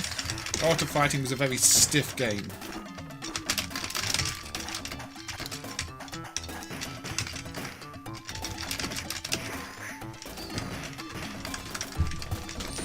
This one saw lots of action here at local arcade. Yeah, it doesn't surprise me. I bet it's good fun with 2 players too.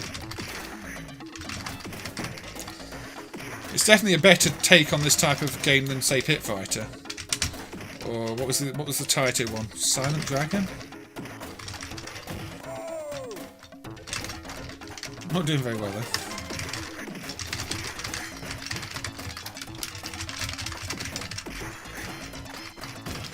The character is supposed to be Takuma,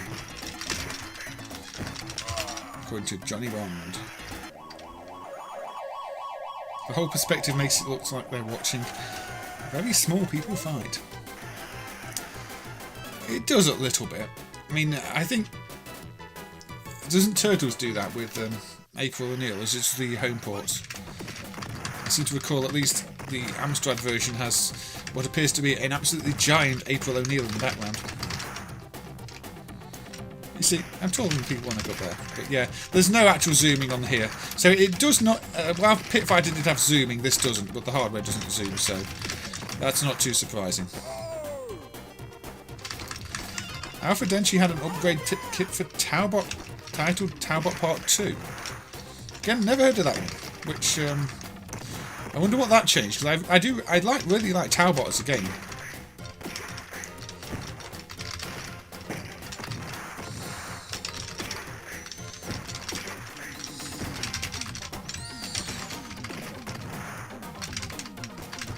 I know there was an upgrade for Zhongbao called Zhongbao 2, Part 2, which had a cocktail versus mode. But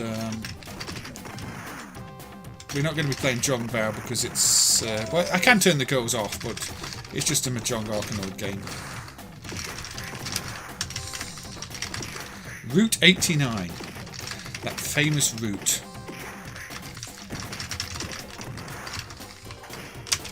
There's probably more to this that I'm not actually doing as well.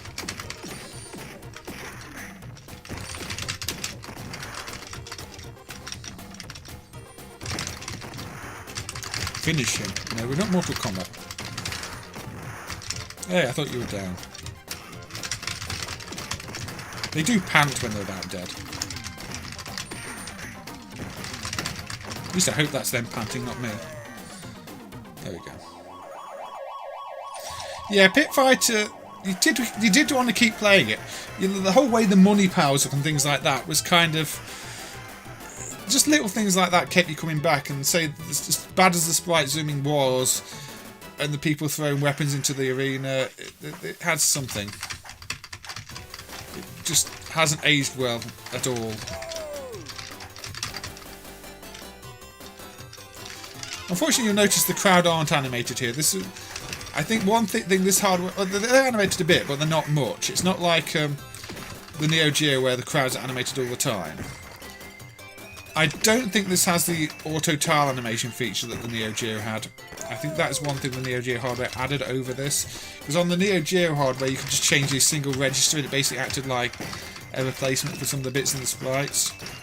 So you could animate things in a number of frames just by backgrounds, just by changing one register. The Hyper NeoGeo kept that feature, interestingly.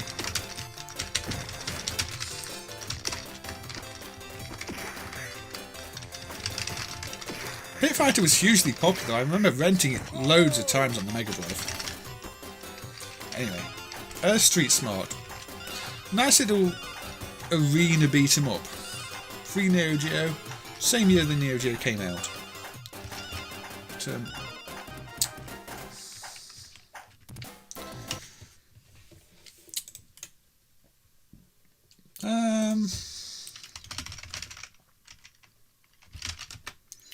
Let's go for an actual NeoGeo game then.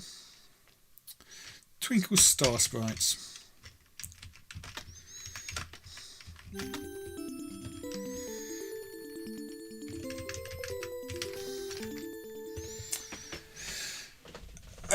Twinkle Star Sprites, ADK Corporation.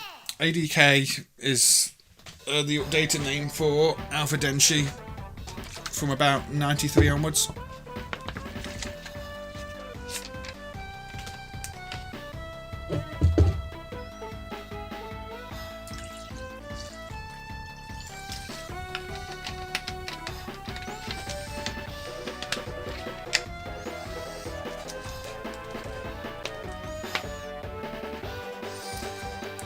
The dog is removed from Taubot 2, but I thought the whole reason it was called Taubot is because of the dog. Taubot is the breed of dog, isn't it? Or the type of dog. So I don't know. Oh, this stupid bug in MAME again. Got to back out that menu before I can use the other menu. Okay, right.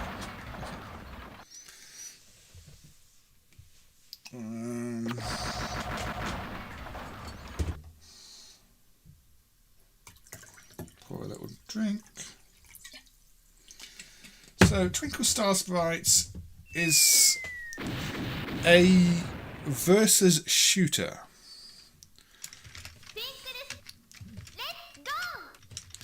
I mean, it sounds like Taobot Part 2 might be a downgrade then, because the dog is sort of one of the key things that makes Taobot unique.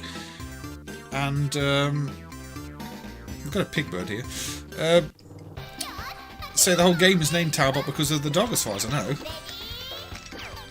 Twinkle Star Sprite. So, yeah, you create chains which attack the enemy by shooting things. This game is known for the quite big slowdowns it has, as much as anything, but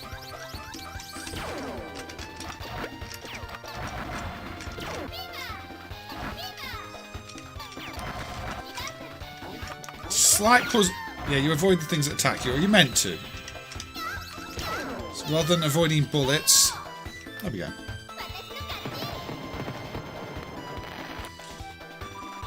Yeah, Taobot 2 Part 2 is undumped. I didn't even know it existed. Never read anything about it before, as you go. Don't tell people that, cow. Don't tell people. Also, have you been installing cameras? Wizard Kitty. Yeah, I used to play a lot of this back in the day. I've not played it so much recently, so I'm completely out of practice on it. Completely out of practice.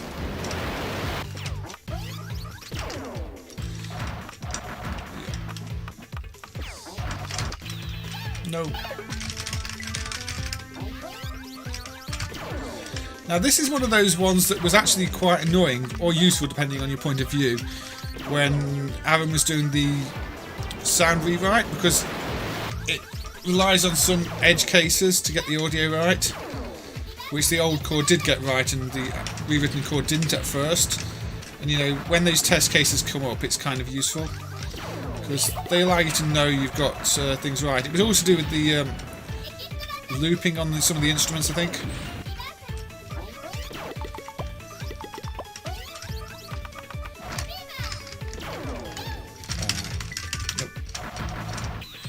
Nope. Nope. Baku final level.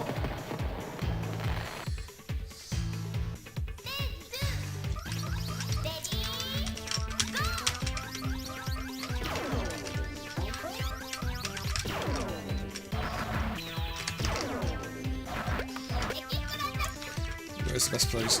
It does have a bit of sprite drop out in places, but again, that is confirmed on hardware. Sometimes the borders vanish.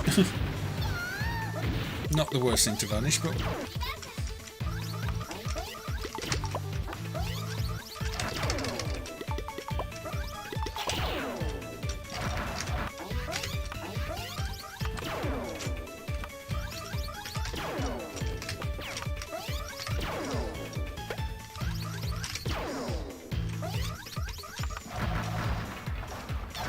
Oh! Watching my meter and not the enemy. Normally cutesy things annoy you. I kind of like cutesy things, but I am not you. As far as cutesy shooters on the NeoGeo goes, this is definitely a better game than Captain Tomaday, which I really like the style of, but plays so badly it's not worth playing.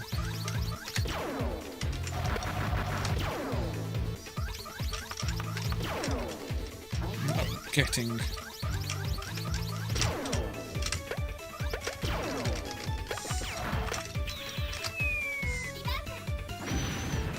bomb.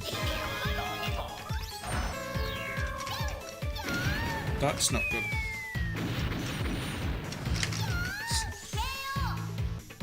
Boss got me. Yeah, YouTube probably will blacklist it, unfortunately. Might be able to do something about that. I don't know if you can post it now.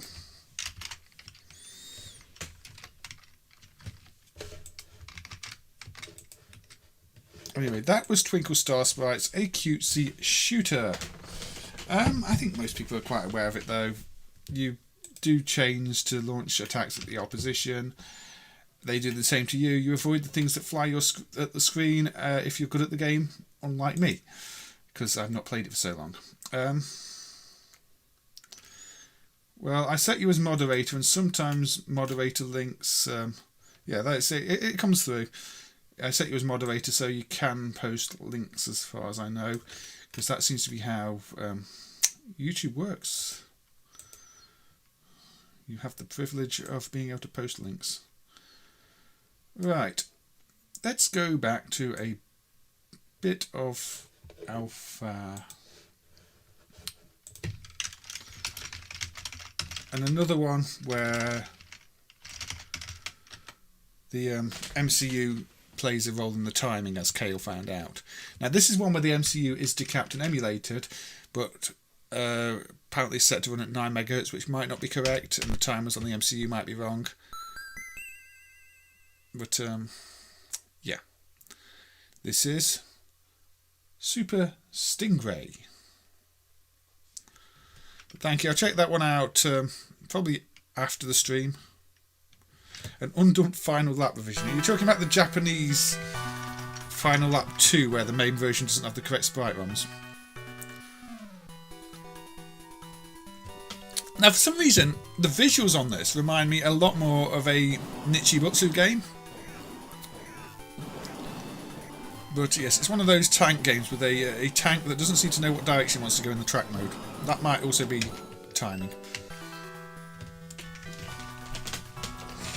Controls are joystick and buttons. And it looks like a very Nichibutsu font, although it did get used by Alpha. But it's just something about this one that to me feels more Nichibutsu. Maybe it's the brown sand colour.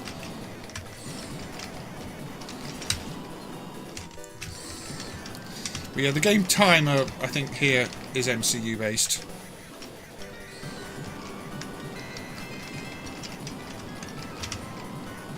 Repair me. But these tanks don't really move like tanks, I have to say. It's one of those tank shooters where the tanks feel more like people.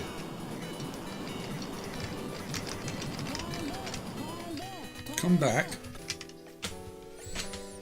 Apparently I didn't come back. Yeah, Super Stingray was published by Sega in Japan. I think the Sega set is dumped, Aussie guy. The parent set is the one that shows Alpha. So you've got your base there where you change your weapon.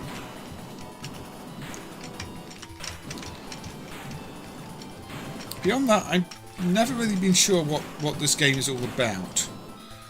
I've seen it being played, I've never played it. So I thought I'd give it a try on stream. Because again, it seems to be fairly creative. And I think that's one thing I don't really like about the SNK era. The NeoGeo SNK. The NeoGeo era of SNK. Creativity kind of took a nosedive. You got a lot of really impressive looking games. But they all kind of followed very basic formulas. Apart from things, say, like Twinkle Star Sprites. But a lot of them just weren't as interesting.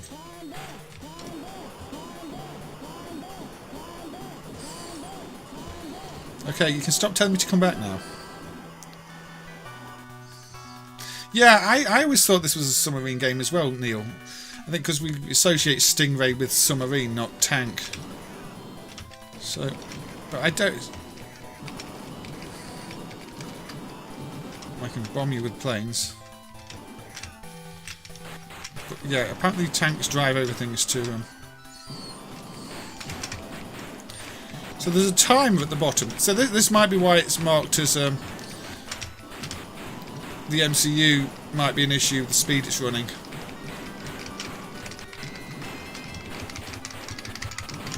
Because I think that time is running out far too quickly.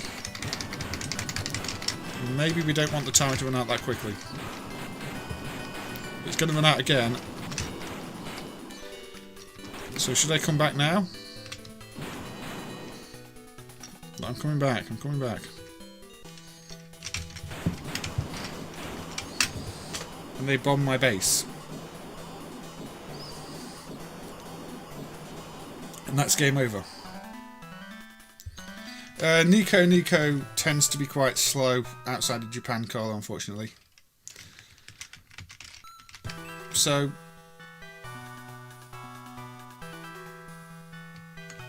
I don't know what I'm doing, basically.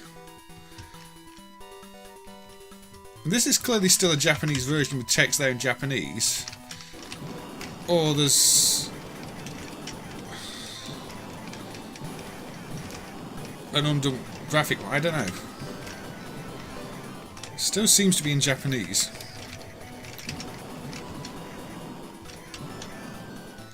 But so I can heal my damage. None of these seem to give me more time. So I'm still against the clock.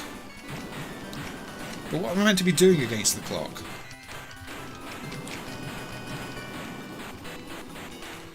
And now I'm going to run out of time again because I went to the bottom. So I don't get this game. Maybe I'll have to look at real hardware videos and try and work out what on earth is going on with it. By the time it says come back, I've run out of time.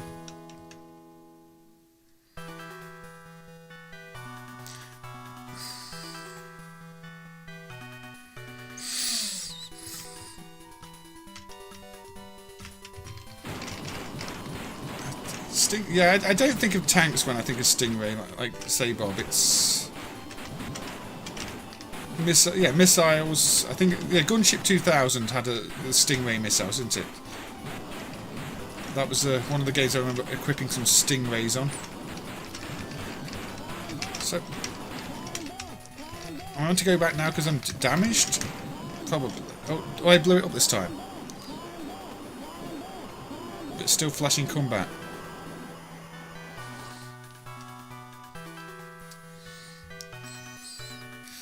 Yeah, there could be all sorts of timing problems we're not really fully aware of in this due to the MCU. As I said, Alpha did like to protect their games. I can put on another one that's got known protection issues soon. So yeah. It says come back when you're almost damaged too.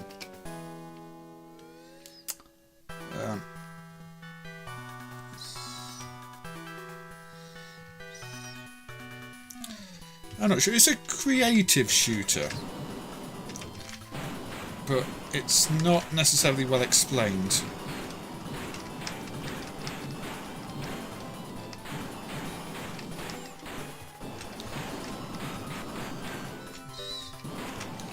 I really want to destroy the base, but there's things in the way. Can't get there. Yeah, sometimes it's a good idea to get those videos on YouTube. So, Super Stingray, yeah. Not a game about submarines, as I always sort of assumed it was, as was mentioned in the chat. It's a tank game where you've got to go and blow up a base before somebody blows up your base.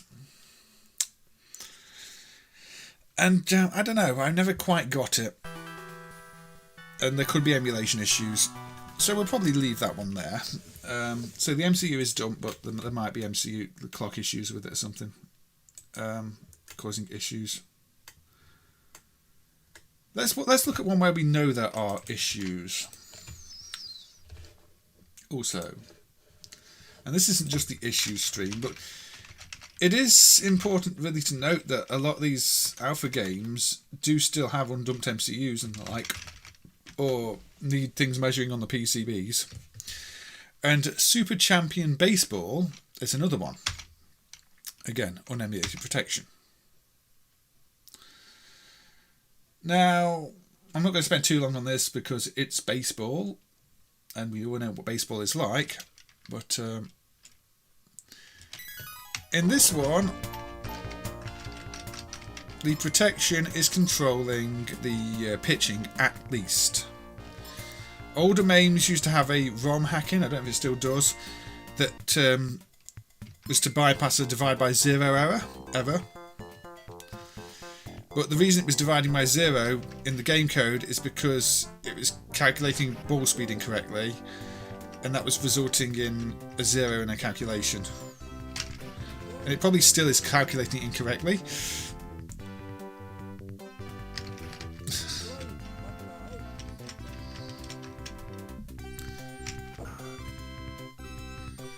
But it's not a bad looking baseball game. But yeah, it's we do need the MCU dump so that the pitch speed is correctly calculated. Again though, I mean, it came out when? 89. Not long before the NeoGeo had Baseball Stars, which is obviously a much better baseball game, which we will probably look at straight after this actually.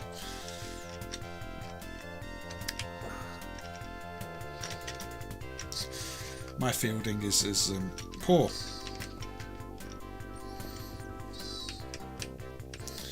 LeBron plays for the ice creams. I remember everybody going on strike.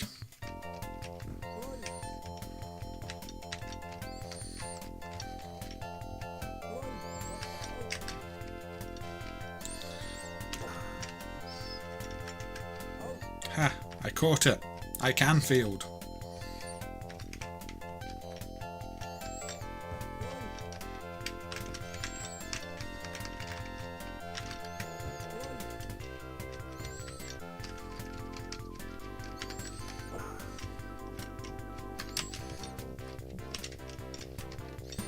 No, it's 1-0. Are the teams actually called the Cleveland Ice Creams, or is that? I don't know. Been a long time since I've watched Space Jam. Oh dear. I'm losing by 3. But yeah, this is just another baseball game. A lot of these baseball games just don't stand out. I mean, I think Namco were the worst with the Super World Stadium series, where I've never really enjoyed a single one of them, and there's so many of them. Though I'm going to get hit out every time. Unfortunately, we are on a timer here for your credit too, so when that timer runs out, I think credit is over regardless of the score.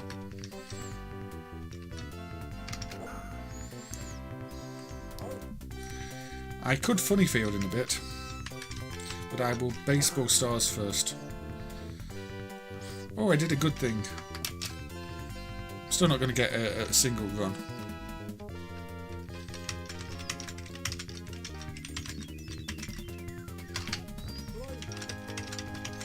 Three, 2, 1. Oh, not instantly over. There we go. It's over now. My baseball bat is going through the continue marker. We won't be continuing. That's probably not an emulation glitch there. That's probably just a priority glitch in the game. So yeah, this one needs the MCU dumped so that the pitching is the correct speed, because it's all done by protection. I think maybe these days MAME generates a random number. I've not checked recently, but there's probably a real calculation going on in the background, and we need the MCU dumped to get it to actually play as it's meant to play. There's ADK Champion Baseball on SG-1002. Tempting. I'll put that in my file of notes for a maybe. Maybe. But yeah, just a year later, SNK would put out Baseball Stars.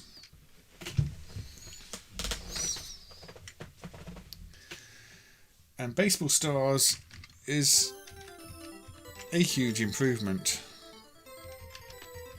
Stretch it a bit, because it's NeoGeo again. Maybe stretch it too much. There we go.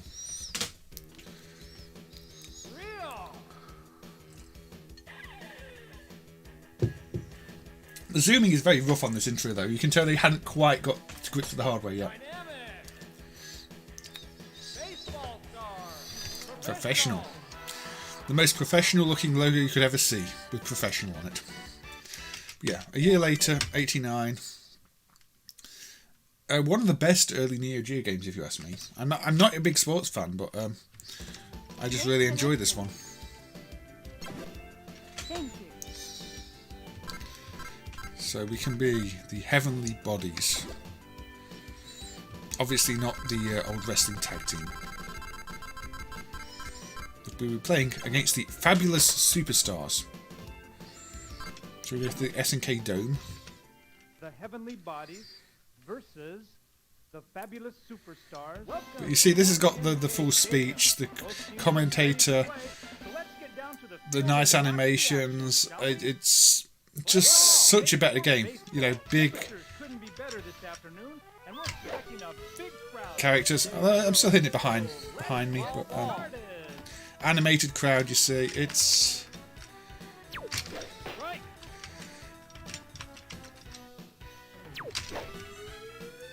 Still going to be caught.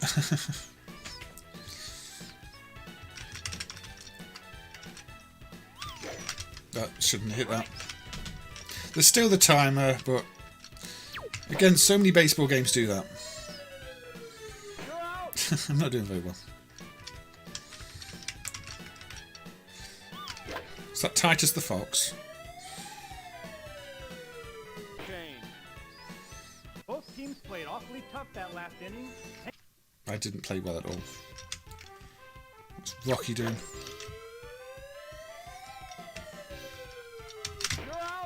At least I can field.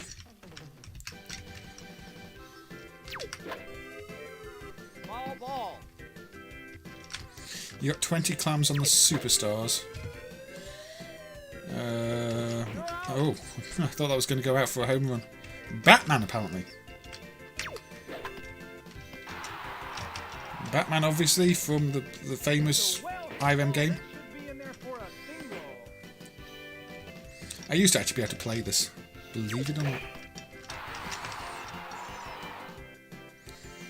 It's a well-hit ball that should be in there for a single. Hey, that ball is sharply hit. That should easily roll for a double. We've got Tarzan now. Oh dear. It's a well-hit ball that should be in there for a single.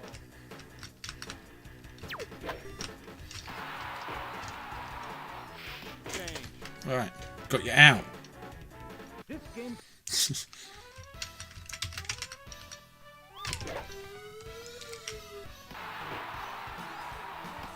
Out. Yeah, they've got their stars for sure.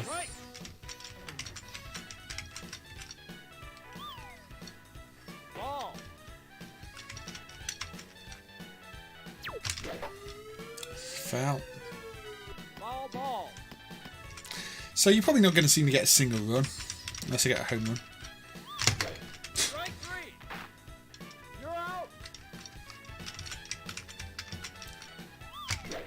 Right.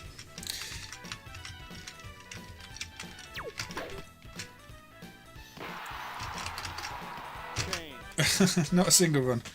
I prefer this over the sequel. The sequel's got more style to it, but I kind of just like the simplicity this one's got. It's got just the right amount of advancements over older baseball games without making it too flashy.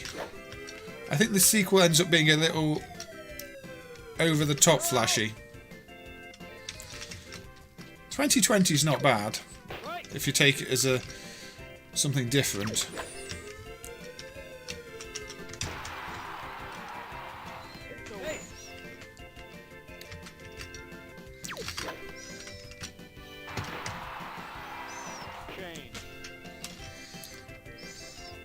But yeah, some of the early SNK games were bad. I mean, look at Top Players Golf. That is tragic. Although Top Players Golf is really an evolution of Fighting Golf Country Club. Unfortunately, I'm not doing well here. My probably going to be out again before the time's over.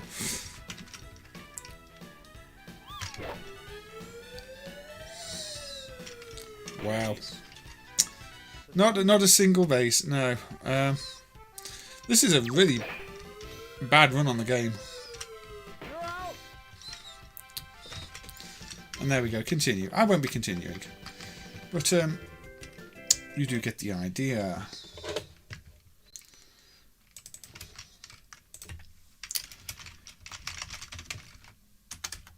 Right, let's change to our new window mode. So, ooh, how big do we want it? That's a bit too big. Hold on. How big do we want Nintendo? That big. Right, so yeah, SNK did produce some games for other systems.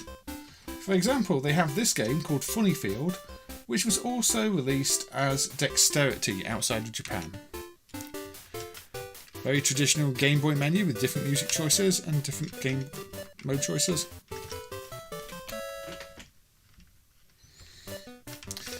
This is one of those change all the things to a different colour. You go from one tile to another and it will do a link between them.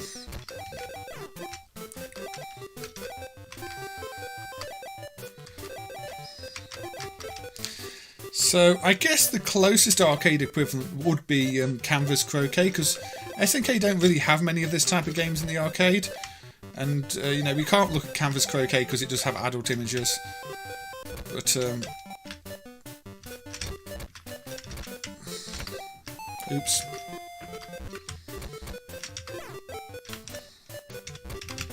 There we go. So, yeah, basically you just got to flip all the tiles over. You've got to paint a grid by flipping the tiles over. It's one of those games. There's no direct arcade equivalent, because like I said, SNK didn't really do this type of game for the arcades.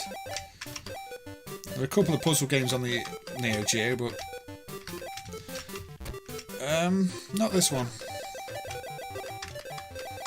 And this was NeoGeo era. This was 1990, I believe.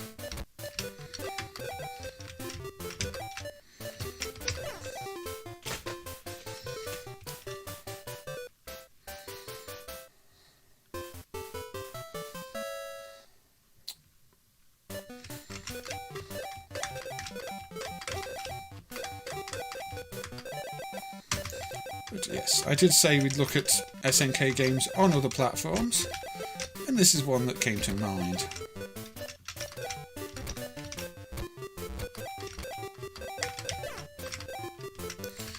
Not quite sure why SNK decided to do this game. It's a very un-SNK-like game, to be quite honest. Yeah, it's. I mean, Canvas Croquet is a different style of game, a slightly different style of game, but still changing an image. In this case, you're flipping tiles. Canvas Croquet is more of a painter type thing, from what I remember. Yeah, you can push those. There you go. If you want to.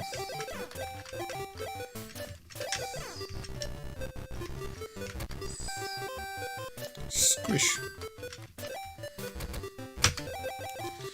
I suppose this, if you had a Game Boy, would keep you entertained for a little while. It's a fairly simple game, even by Game Boy standards, though, it has to be said. I think because I put it in the corner where I can't push it anymore, it turns into a cherry as a bonus item for me. So at least it doesn't just become useless. It takes dexterity. Yeah, I don't know why they called it dexterity. Or Funny Field, or anything really, but they did. Let's tell him where the bonus items are, yeah, okay. It's a bonus round. Of some sort. I'm not entirely sure. I can't pick things up.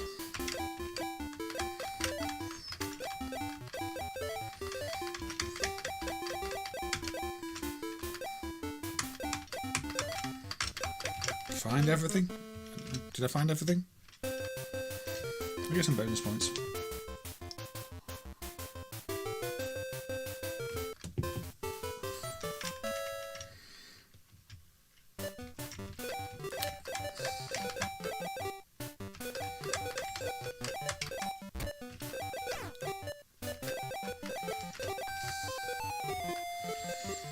Yeah, it's playable. There's nothing wrong with it. It's just not the most exciting game. You can flip the tiles back. In terms of tile flipping games, I think my favourite is the Mitchell Party Time one. Although that's also an adult game, which means it's not streamable. But Party Time is a surprisingly good game. Usually with games with adult content, they're trying to sort of compensate for the fact the games aren't very good. So when you see an adult game with good content, it can be quite confusing. But with, you know, actual good gameplay, it's quite confusing. But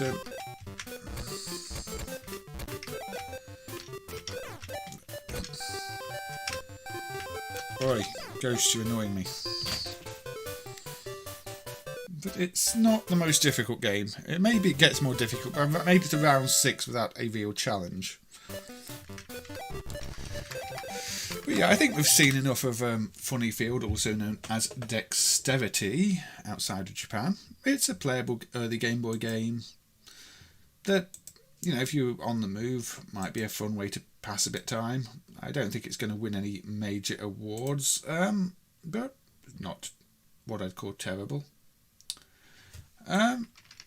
Right, let's go with the port then.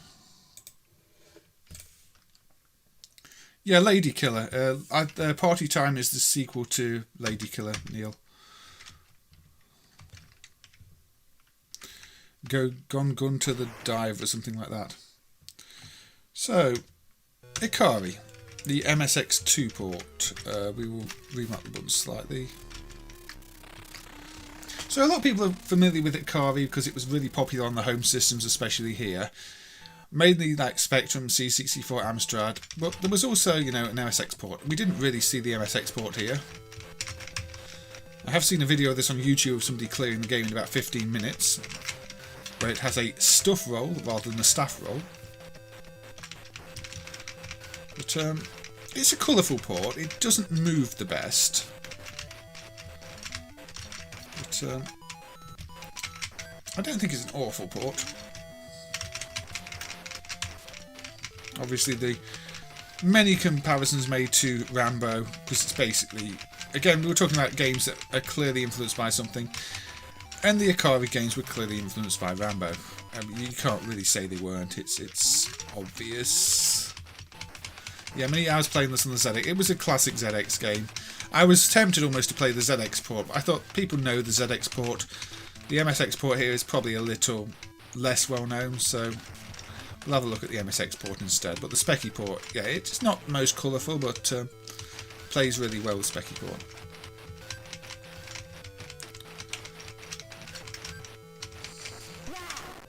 Oops. Yeah, Ikari is one of those games that did get ported to a lot of systems. Oh yeah, don't walk on landmines, that's a silly thing to do. Look at all the death on the screen right now, that's quite bad. My baby! Oh. Tank! Yay! For some reason the tank is rendered in 2 colours. There are times when you can see the limitations of the platform, and that the tank graphic is one of them.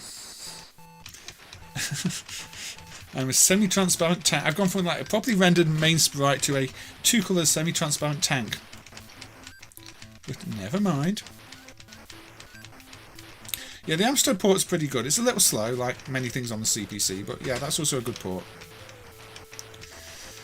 The CPC's also got things like Who Dares Wins 2, which is a decent game. Which apparently Capcom were, you know, Capcom, no, I think it was Elite weren't happy too because they had the Capcom license, the Commando license, even if, you know, it's not that much like Commando. Oh dear. Now I don't know if this is a hacked version or what, because I don't know how many lives I've got, because there's no head-up display blue score or lives or anything in this version of the game. And there is a clone set that is just marked as alt. So maybe this is a hacked version with infinite lives for all I know. Because I do seem to have died quite a lot. Yeah, everybody stays on screen. Their bodies do not get removed. If there is a bit of a massacre, it is there for everybody to see. I am starting to feel like I've got infinite lives though. I might have to see if the clone set is... maybe not. This one's a hacked set and the clone set isn't, I don't know. Or maybe I'll just game over in a bit. I don't know, but I feel that I have too many lives. I should have game overed by now.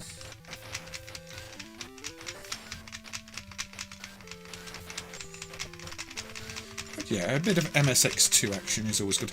Now this one apparently only runs on the Japanese MSX2 machines. If you try and run it on a non-Japanese machine, it doesn't work. It doesn't load properly, which happens with some. Okay. Everybody dies if I die too. That's kind of odd. Oh, I did get a game over. I pressed fast forward and instantly got a game over. But never mind. Let's just fast forward to see how often I could die before game overed. But I game overed in the process. But yeah, you get the idea. Ikari on the MSX2. Don't think we need to play a bit more. You know what Ikari is. You know what an MSX2 is. And it leaves the bodies everywhere, which is a nice touch. If you like bodies everywhere. If you don't, then it's probably not a nice touch. But indeed. Yeah, every single wound is in the same place. I mean, you know, perfect aim. Got full, 5 stars on the training, the shooting range, definitely. Where shall we go now? Oh, I know where I want to go.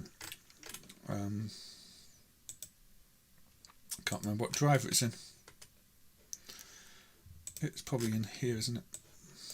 Yes, it's in here.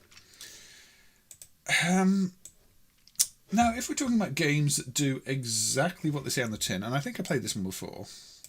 For some reason, there are 3 sets of this. Well, the next space. The next space what? I don't know. The ROMs are good, the RAMs are good, and the sprites are good.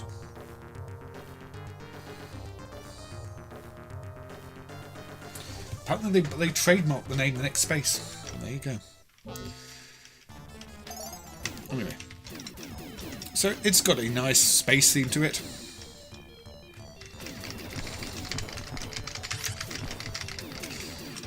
It's got a power-up system where you shoot the power-ups and they change. Very Twin B. But I don't know which one I want. I've got C right now, haven't I?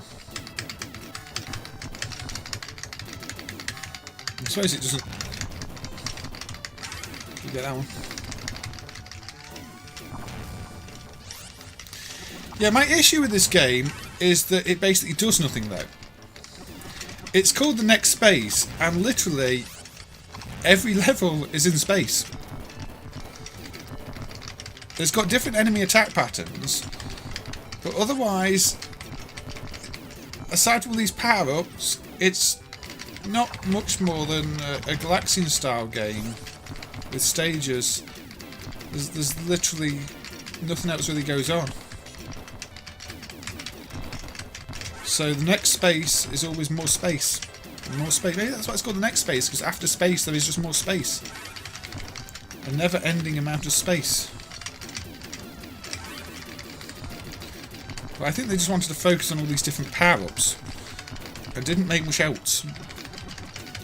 Yeah, it's got different enemies with different attack patterns. You kind of want, especially by the time this was released, which I think was like 89, was it? Yeah, 89. You kind of want a bit more content. You want a bit more variety. You don't just want, oh look, it's enemies in space. Power-ups.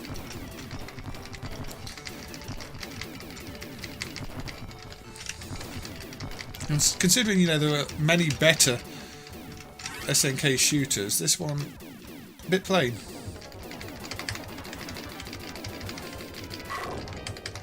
And Nez had a report of Ikari. Yeah, I've heard that's pretty bad too.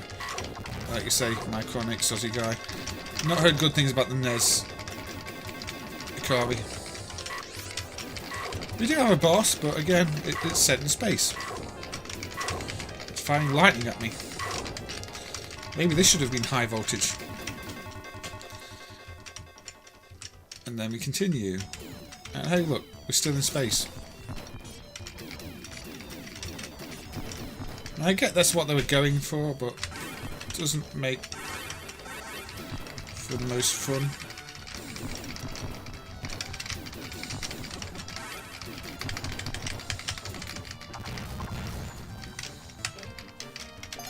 Yeah, I'll continue in this space. It's also got a little bit slow down, which is surprising. Oh, you do have the secondary attack, of course. You do have a secondary attack, you see. I forgot about that.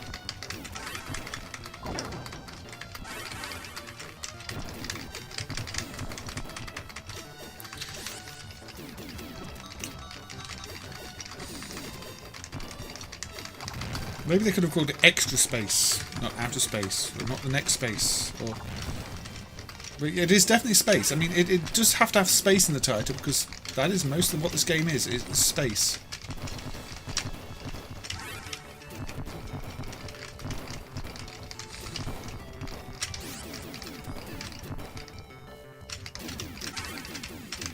I mean, maybe the ship progression is more interesting if you get things in a certain order. I don't know. I got to look. Oh.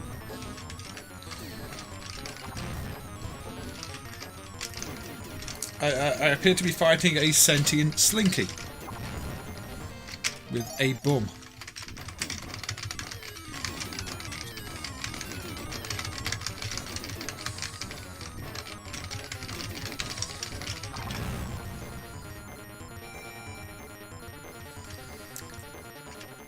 But then we move on to the next level, which is... Well, that was Area 1 clear, in fact. That was Area 1. But Area 2 is... space.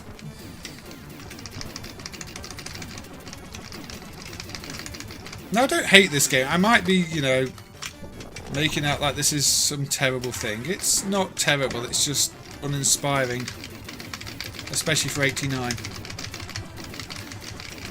In terms of a shooting challenge, bullet patterns, enemy types, yeah, there's... It's not unfair. I've never been a fan of really this type of shooter where the backgrounds don't evolve, and I know it's it's almost a genre in itself. A lot of those time caravan shooters also don't really evolve much in the backgrounds. But this one does miss the mark a little bit for me. See, we get these patterns we already saw in the first stage.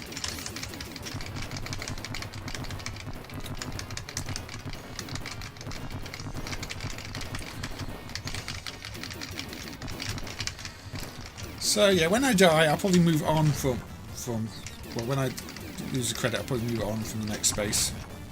So yeah.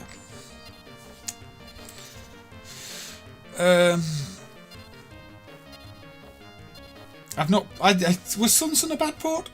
I can't remember. So yeah, the next space is, well, it's exactly what it says on the tin. It is literally a space shooter that is entirely set in space, where space follows space.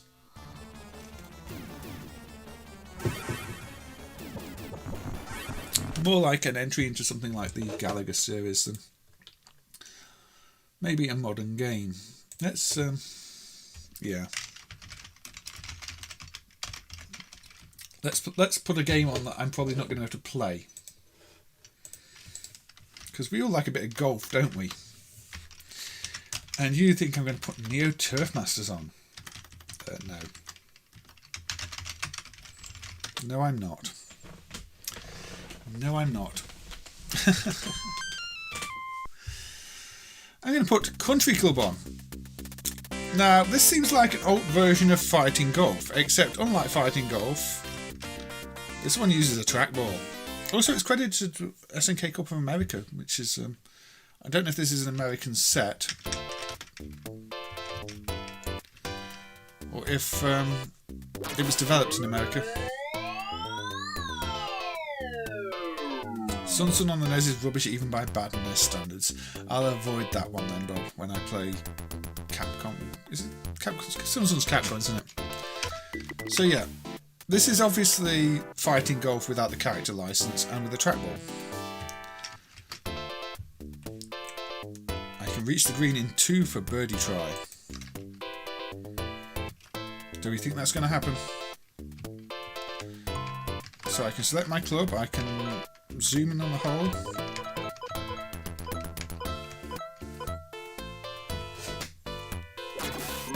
I can... that wasn't very good. I think I hit it backwards. I hit it backwards off a tree. Okay, this is going really well. Deep rough. Yeah, so maybe it's one of those that's oversensitive. But now I'm behind a tree. Oh, a bit less movement of the mouse and I hit it forward. Again, golf game, trackball. I'm kind of glad that fighting golf uses regular inputs. Also, if you've ever played NeoGeo Top Players Golf, that kind of feels like an evolution of this one. I mean, that's not a good NeoGeo game. Even for being kind, you know, it got blown away by Neo Turf Master, so everybody kind of forgets about it. But from SNK, I think, still put it on loads of compilations. But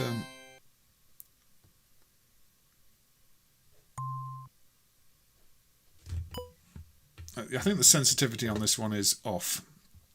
I put it too hard and it just goes backwards.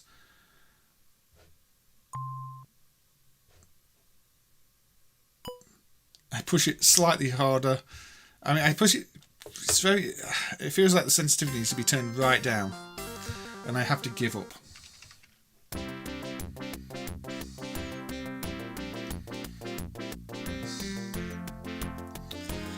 Oh, and are we going to get a notification for Neil this time?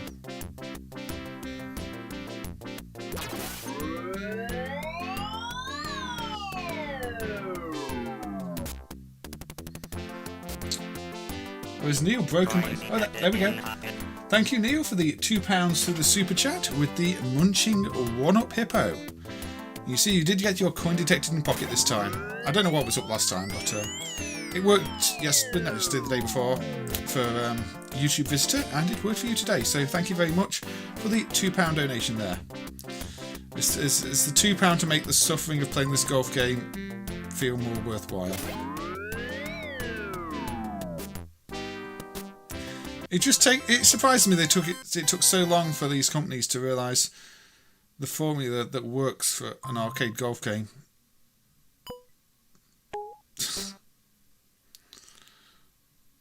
I mean, okay, I don't even like the Golden Tee games that IT put out.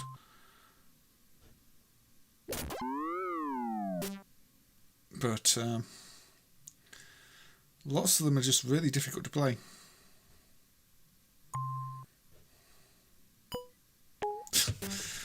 I think it's too sensitive to put. I literally can't just tap it and then put the ball.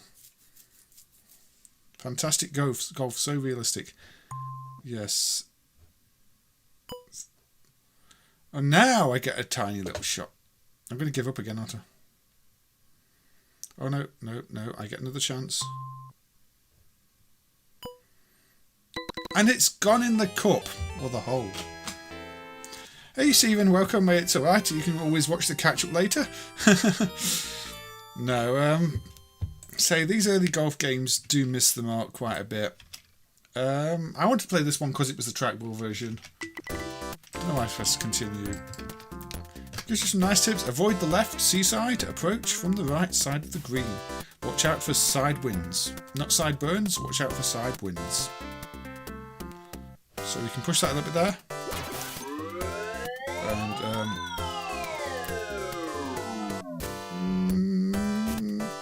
well, we didn't get it in the water. That's a good sign.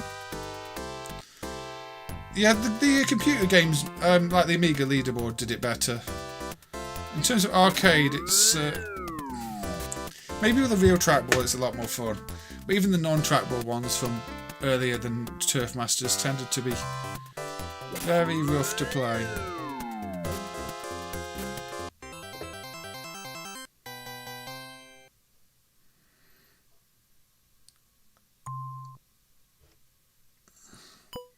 Far too hard. The difference in the sensitivity between hitting it a mile and tapping it is ridiculous. Anyway, Country Club. Yeah, I think Leaderboard was probably the Amiga one I spent a bit of time with when I didn't know things like Turf Masters. But yeah, not the greatest, is it? Not the greatest, that one.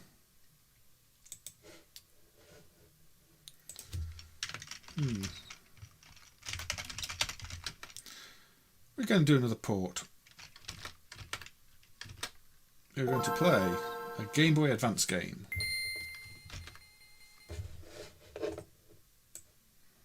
Let's move this around a little bit. Developed by, published by Ignition, I don't know, developed by. This is Metal Slug Advance. So we can start from the beginning, which I think we'll have to. On easy mode. 2 characters. Leader one was C64. I want to play it on C64.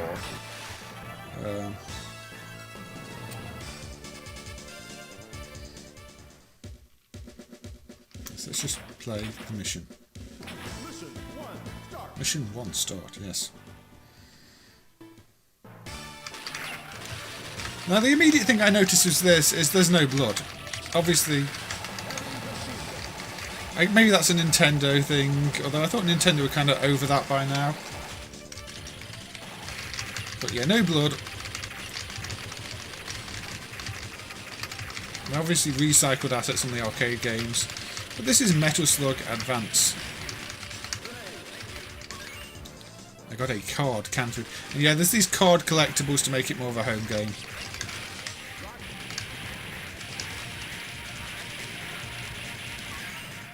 I got a bread card this time.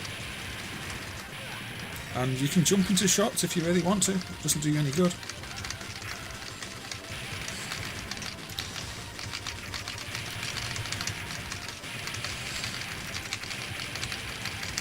But yeah, this is clearly, I think, based on the first Metal Slug game.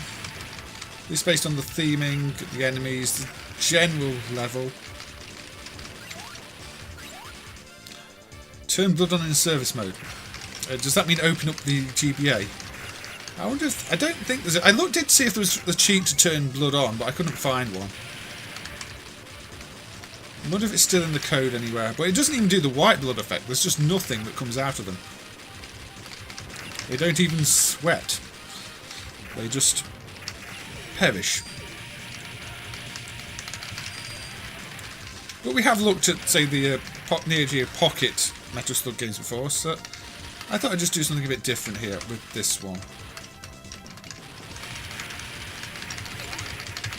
There was a Metal Slug 3D, I think. Was that on the PlayStation 2? I can't believe on PlayStation 2 in MAME for a fairly obvious reason. Yeah, this does have a health bar rather than lives, which I guess is to try and make it, again, a bit more console-friendly. Turn the difficulty down a little bit. Because Metal Slug can be quite a tough game. Well, 3 is obviously the proper tough one. But, I probably didn't want to do that, did I?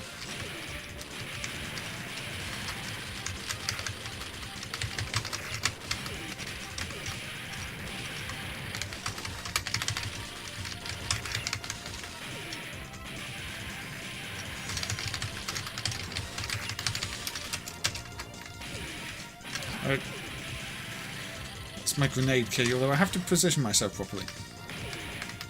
Oh, they don't go down. Okay.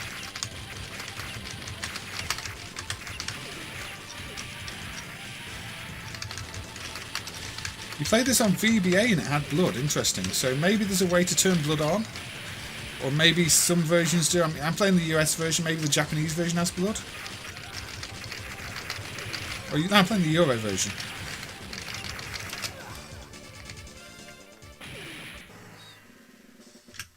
Mission failed. Oh well.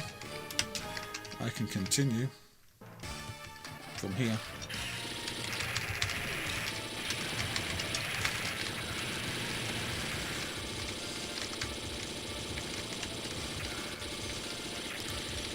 It does help if I don't just jump out my tank, doesn't it? My slug. Gas me up.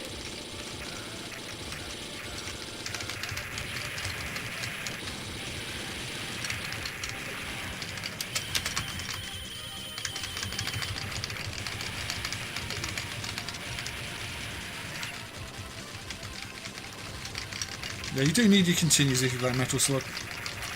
I mean, people can one credit them, but they are one of those games where if you lose a life at the wrong time and you lose your weapon, you can be in a lot of trouble. Metal Slug 3 thinks the worst for that. If you lose the weapon at the first level, you can burn through a ton of credits.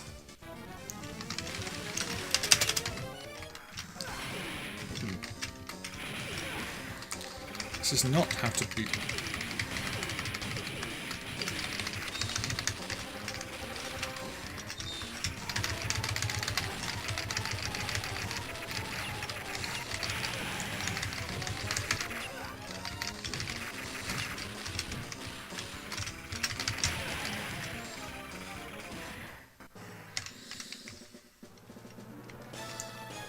Developed by Dream Vision Games' later Noise Factory.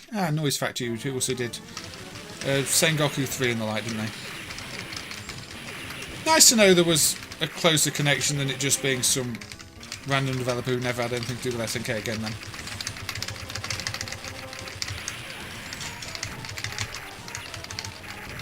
But the music is obviously all your standard Metal Slug music. They've not done a bad job of putting the music on the GBA, considering how bad some Game Boy games sound, actually. What do I do here? What do I do when it corners me? Can I jump over it? I can.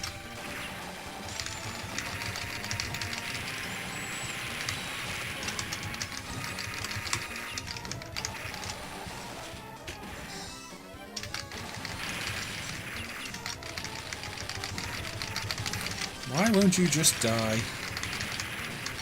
Ah, dear. Blood was coded in but unused. Anyway, I think we've failed that mission enough times on the Game Boy Advance version of Metal Slug, but it's one that I thought people might not be aware of, but I don't know, maybe they are. I wasn't really aware there was a Metal Slug on the Game Boy Advance because I didn't own a Game Boy Advance. I was aware of like the NeoGeo Pocket versions, but not that version. So, yeah, that one runs in MAME. You can have a bit of fun with that one if you want to. So, where shall we go now? I guess since I did take the background from the King of Fighters 2003, I think we should probably play the King of Fighters 2003. I'm not very good at it, but we should probably play it. I did not own a Game Boy Advance, Bob. I wasn't a big fan of handheld systems. Noise Factory closed down at the end of 2017, did it, Aussie guy? What were they doing until that time? Because I know they did the NeoGeo stuff. Now this is one of the NeoGeo games that was also released on a single PCB. And interestingly, the bootleg versions that were distributed were, I believe, based on the single PCB version and have broken zooming before the levels, because the zooming, some stuff was coded differently on the single PCB versions, which didn't work the same on a real NeoGeo BIOS, but the bootleggers didn't bother to fix that and just bootleg the game anyway. But we are running the cartridge version now. So maybe you used a hacked ROM before Mr. Outer Heaven if you had blood in it. I don't know. Nicely presented intro, as most of the King of Fighters games are. Yeah, my experience with handhelds has just not been great. I'll be Gato, I'll be Mai, and I'll be Whip. See, that zoom effect is completely broken on the bootlegs. Let it go!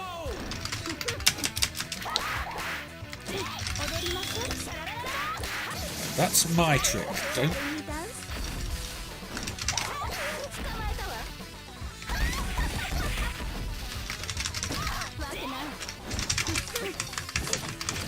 This is turned into red rope versus blue rope.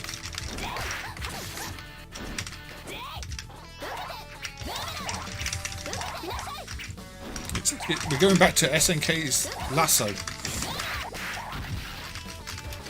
which I played on all the streams. I really like Lasso, actually. It's one of those games that I think in the Jewel or Junk stream people voted as average, but I really like Lasso. I don't think Whip is from Lasso, otherwise she would be called Lasso.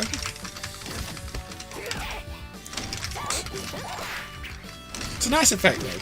It's one of those effects that's a little bit different. It's not your traditional fireball attacks or anything else.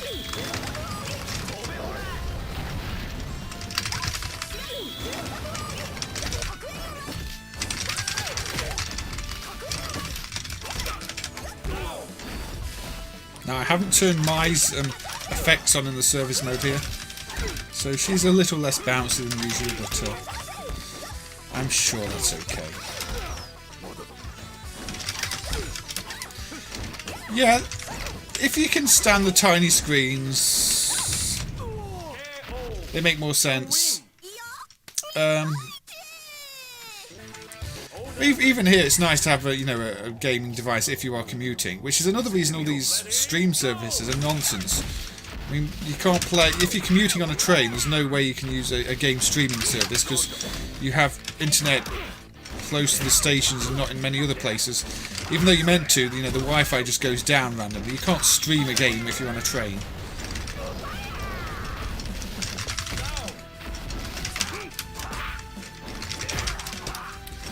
But again, companies want to push that type of thing when they could just give you a download.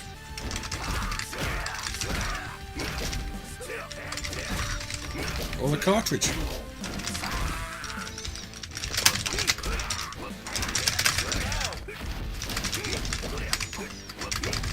You copy me. Gatto versus Gatto. Gatto is the name of my cat. This is not my cat though.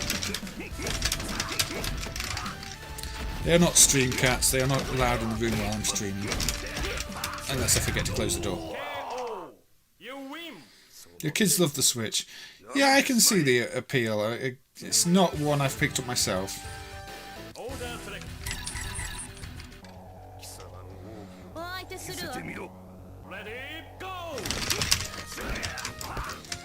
We're doing a little bit of this game. I don't want to spend too long on King of Fighters. But I figure if we're doing an SNK stream, we should have a look at some King of Fighters at least.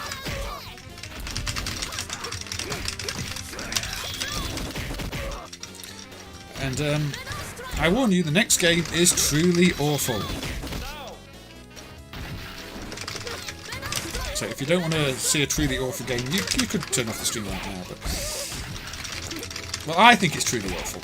Others may disagree. It's a port of a game that I don't even like in the first place.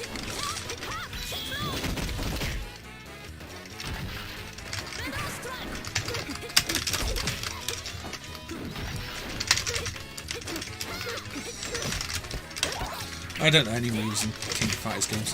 Hence the button mashing spamming.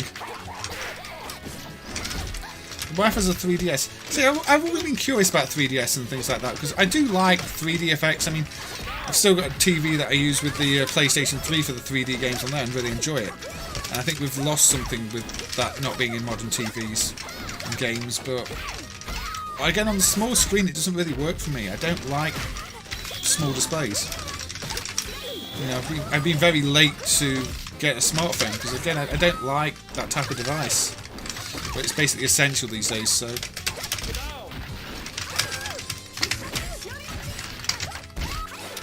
Oh. Blue Mai beats my Mai.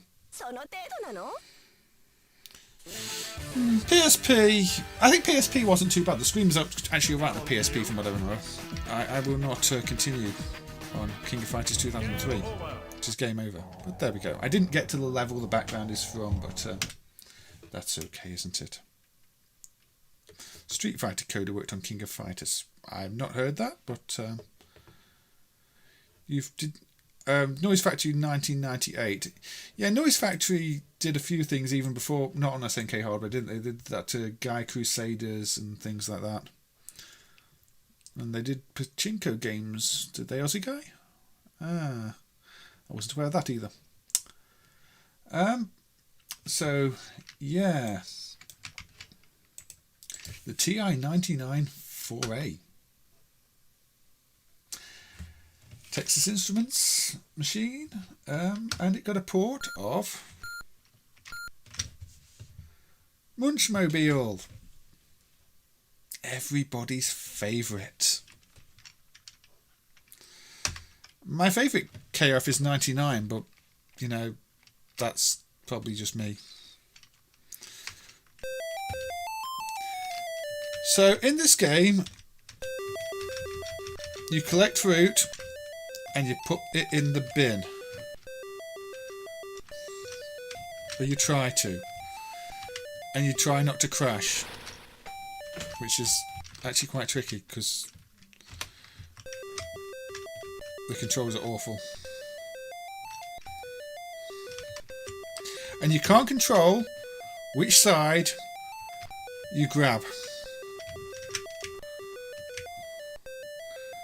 It's just which side your eye is open is the side your hand goes.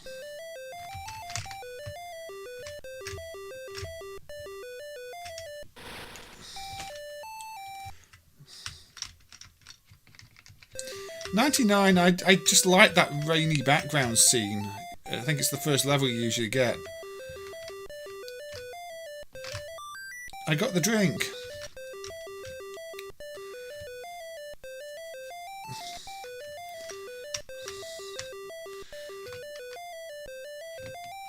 No. I got the cherry. Then I dropped some litter at the side of the road. And if you're clever, you can put the litter in the bin. But I don't even like the arcade version of this, so a very limited port of the game is kind of rough to take. No, I missed it.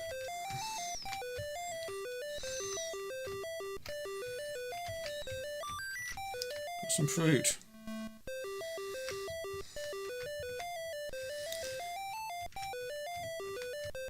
Oh yeah, I hit my hand on the bin because you can't, if you hit the bottom of the bin, it counts as a bad thing. You've got to get the rubbish in the top of the bin, which is kind of tricky.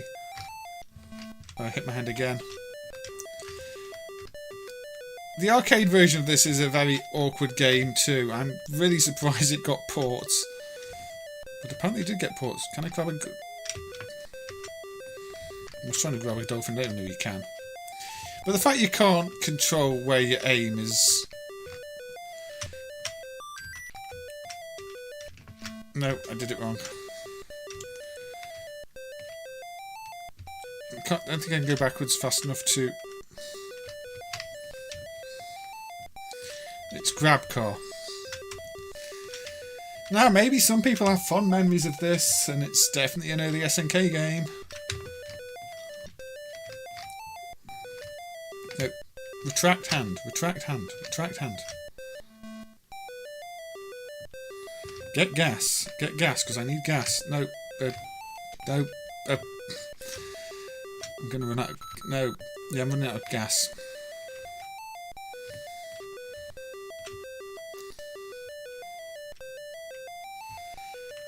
Yeah, this is not the greatest thing they ever made. I got some fuel, and it filled up my fuel bar. Yay! Got some money. It's just a frustrating game, this one. Let's get a juice. No, let's try and get a juice. Can't go down fast enough, so I can't get juice. I hurt my hand. Have we seen enough of Munchmobile? Yeah, I mean, the TI-99 does have some quality games, but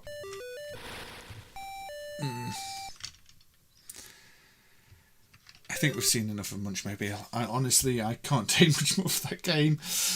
Yeah, it's maybe some people have fond memories of that one, but I don't like the original that much, and playing a very slow port with very annoying music, it just makes it that little bit worse. Let's go for another rotary stick game.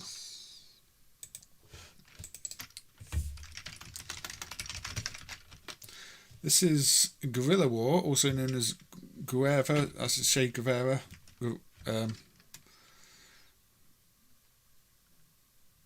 And this is the Japanese version. I say outside of Japan it was Guerrilla War. And again, this is an Ikari style game. So rotary stick, you get the idea.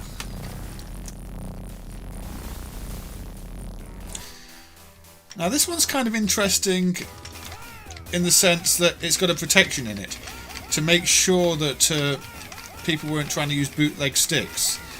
The original SNK sticks report the direction of change in a certain way. There's a certain pattern to the sequence they report as you turn them, and if the game detects that it's not returning the correct sequence, after a certain number of rotations it will just give an error on the screen and then, you know, basically tell you the joystick's broken. And it's essentially a protection because, you know, to stop using, I guess, the unapproved controllers, or to catch bootleggers out if they're trying to hack the game. But for many years in MAME, like most of the time this was emulated at first, it would fail that protection, so you could play it until about the middle of level 2 and then it would fail unless you just very carefully avoided rotating most of the time. But it's a very peculiar little protection.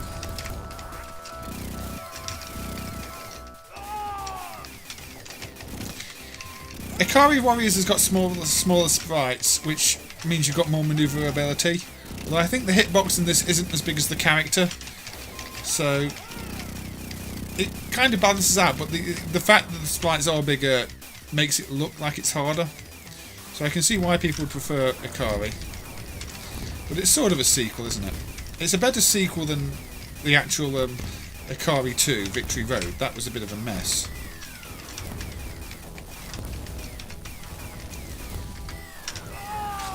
Still get killed by explosions.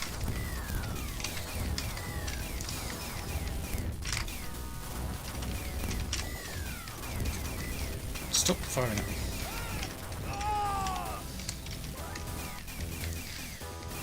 I like killing hostages. And myself, apparently.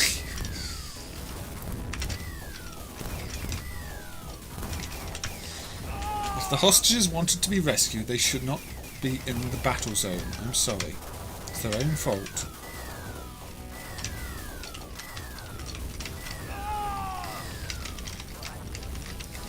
Also, I like continuing. That's another thing I like doing.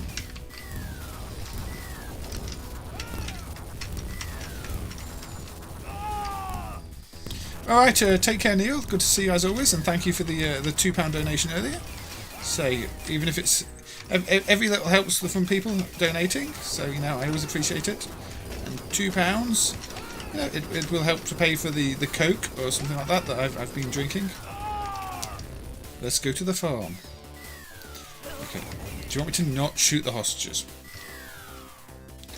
Shall we go and help them? There we go.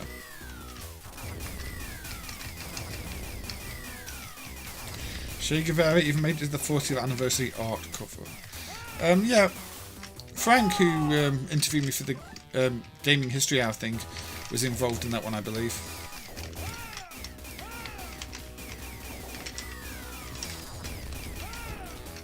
But how long have we got left? We've got about 2 minutes. Oh yeah, let's shoot more hostages. Sorry, shouldn't shoot hostages. How many hostages survived? This is why I would never complete Operation Wolf, because, you know, the last level that you have to rescue the hostages. I'm just going in the water.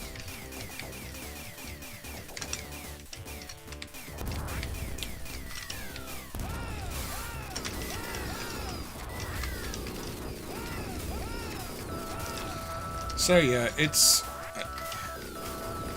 an Ikari clone with bigger sprites, but at least it plays more like Ikari than say Ikari 3 did. Ikari 3 became more close range, kicking, spin kicking, knifing people. The boss at the end of the first level is ridiculously tough. The game in general is kind of tough, but there we go. Let's ha ha ha ha ha ha ha ha. But there we go. No, international law does not apply. Let's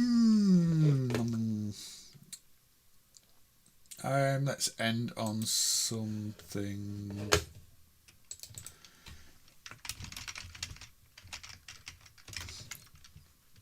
With awful sound emulation.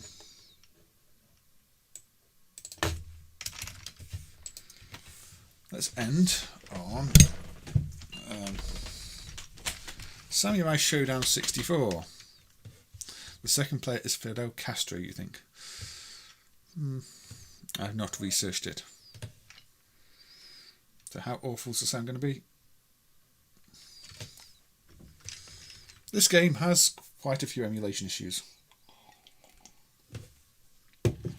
But we don't mind about that, do we?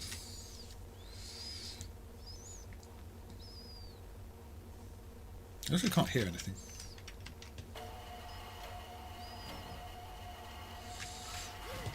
Anything at all. That's odd. It runs at 75% speed. Why can't I hear anything? Can anybody else hear the game? So there are a few speed issues, but if you've played this in older versions of MAME, you'll have probably noticed that it has really bad flicker in those versions. And so that flicker was fixed last year, although the frame rate is a bit ropey still. Because this is actually rendering most of the game in using the 3D hardware. And the 3D rendering code is a little bit slow, even if it's threaded.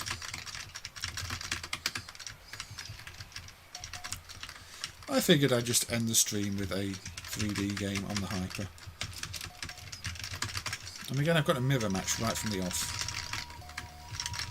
Yeah, there are sound emulation issues, there are performance issues. It's considered a not working system for good reason. But, yes. It would be a system, it's a system that would be nice to see one day properly emulated, but no easy task. There are probably some cheap, easy improvements that could be made, especially to rendering performance. But when the rendering is a mess anyway, you have to question if is it worth investing time in those things just yet.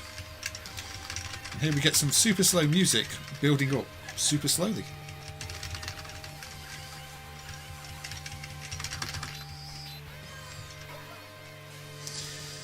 I guess it can be a bit of a controversial subject to put in games, Aussie guys. Yeah, the emulation on the Hyper 64 did show some improvements last year, which is again one of the reasons I did want to briefly cover at the end of the stream. They've not been improved for a little while now, but if people haven't tried to play these in a longer amount of time, they might not have seen this set of improvements. Unfortunately, this is the only Hyper game I'll be playing because we are over the 3 hour mark, and this is only a 3 hour stream. And I didn't say there were going to be many NeoGeo games, even if I sort of teased the NeoGeo logo in the corner there. Leftover 3D on the screen. It's a beautiful, semi-playable mess, isn't it? But is that not half the fun? Somebody's going to say, no, fix it. Can I just kill the bird instead?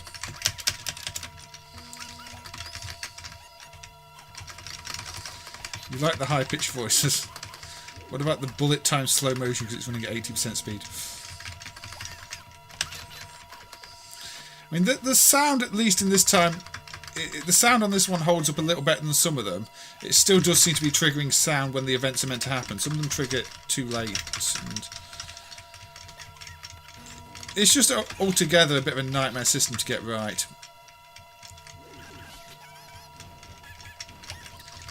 So yeah, I'll be playing a credit on this and then we'll be ending the stream.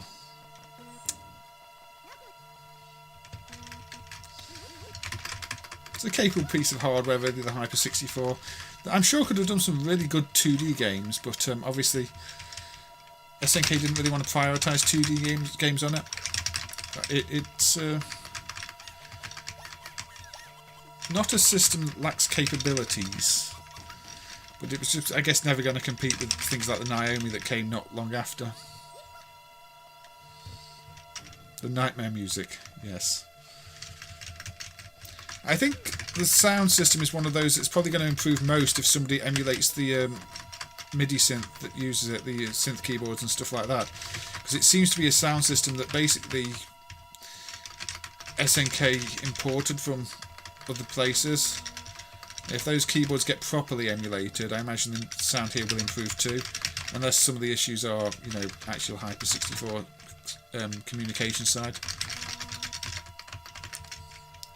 But I think it's one of those where improvements to non-arcade stuff is more likely to result in sound improvements here. And oh dear, I got my bottom handed to me. SNK's collection when the emulation is ready. Basically, when we've reverse engineered it all and they can package it up in a more presentable way, because probably nobody has any documentation to say how it works. Yes, it's the Nintendo 64 CPU. Technically, Cow, it wouldn't be stealing these days because MAME is under GPL BSD licenses. I think some of this one is actually GPL though, so they would have to release the source unless the 3D code emulation changes. But companies are allowed to use current versions of MAME, everything from 0.172 as long as they follow the license, which is GPL in most cases. But yeah, obviously there's some issues. I mean, look, the palette's gone all dark here, and it's kind of playable. But anyway, that is going to be the end of the stream because we are over the 3 hours mark. So once again, I would like to thank everybody for being here. I think we covered a fair few earlier Alpha games and SNK games, threw in the odd NeoGeo one, threw in the odd port. So hey, Ali Sam. Yeah, my schedule is a bit irregular, but you can always watch it on catch up. Good to see you anyway. Don't think there are any known dumped SNK LCD games I could have covered, but good to see you, and I hope you're doing well. But yeah, the stream is ending now, and like I say, I hope people have seen some earlier examples of SNK and Alpha that maybe they weren't aware of, and obviously SNK and Alpha work together on a lot of things, including the NeoGeo. Probably not the Hyper 64. I don't think Alpha were involved anyway in the Hyper 64. But yeah, I've enjoyed playing some of these. Say the rotary games people may have missed, like Search and Rescue, was good to see. Some of the earlier shooters that have their good points and bad points. But yeah. Final Lap LCD when? I don't know, Cow. I'd imagine it's going to be a difficult one to dump. Yeah, good to see you, Stephen, too. Thank you for dropping by. And I just say, if people want to watch on catch up, I'm always happy for that. I mean, on catch up, you get the August timestamps as well. So if you're bored of a game, you want to skip past it, you can always skip past it using the timestamps. If people do that, if you've watched this on catch up, feel free to leave comments below and say what you liked and what you didn't like. And it's always good talking to everybody. So, yep, take care, everybody. Take care, Alpha, Cow, Stephen, Mo, Ali Star, Mr. Outer Heaven, Johnny, Bob, Carlo, Neil, who's already left. Thank you to Neil. Aussie Guy. There's been most of the regulars here. Now, it's always good to see the regulars. But anyway, with that, I will be pressing the outro button here. I will be turning off my microphone and I will be saying good night.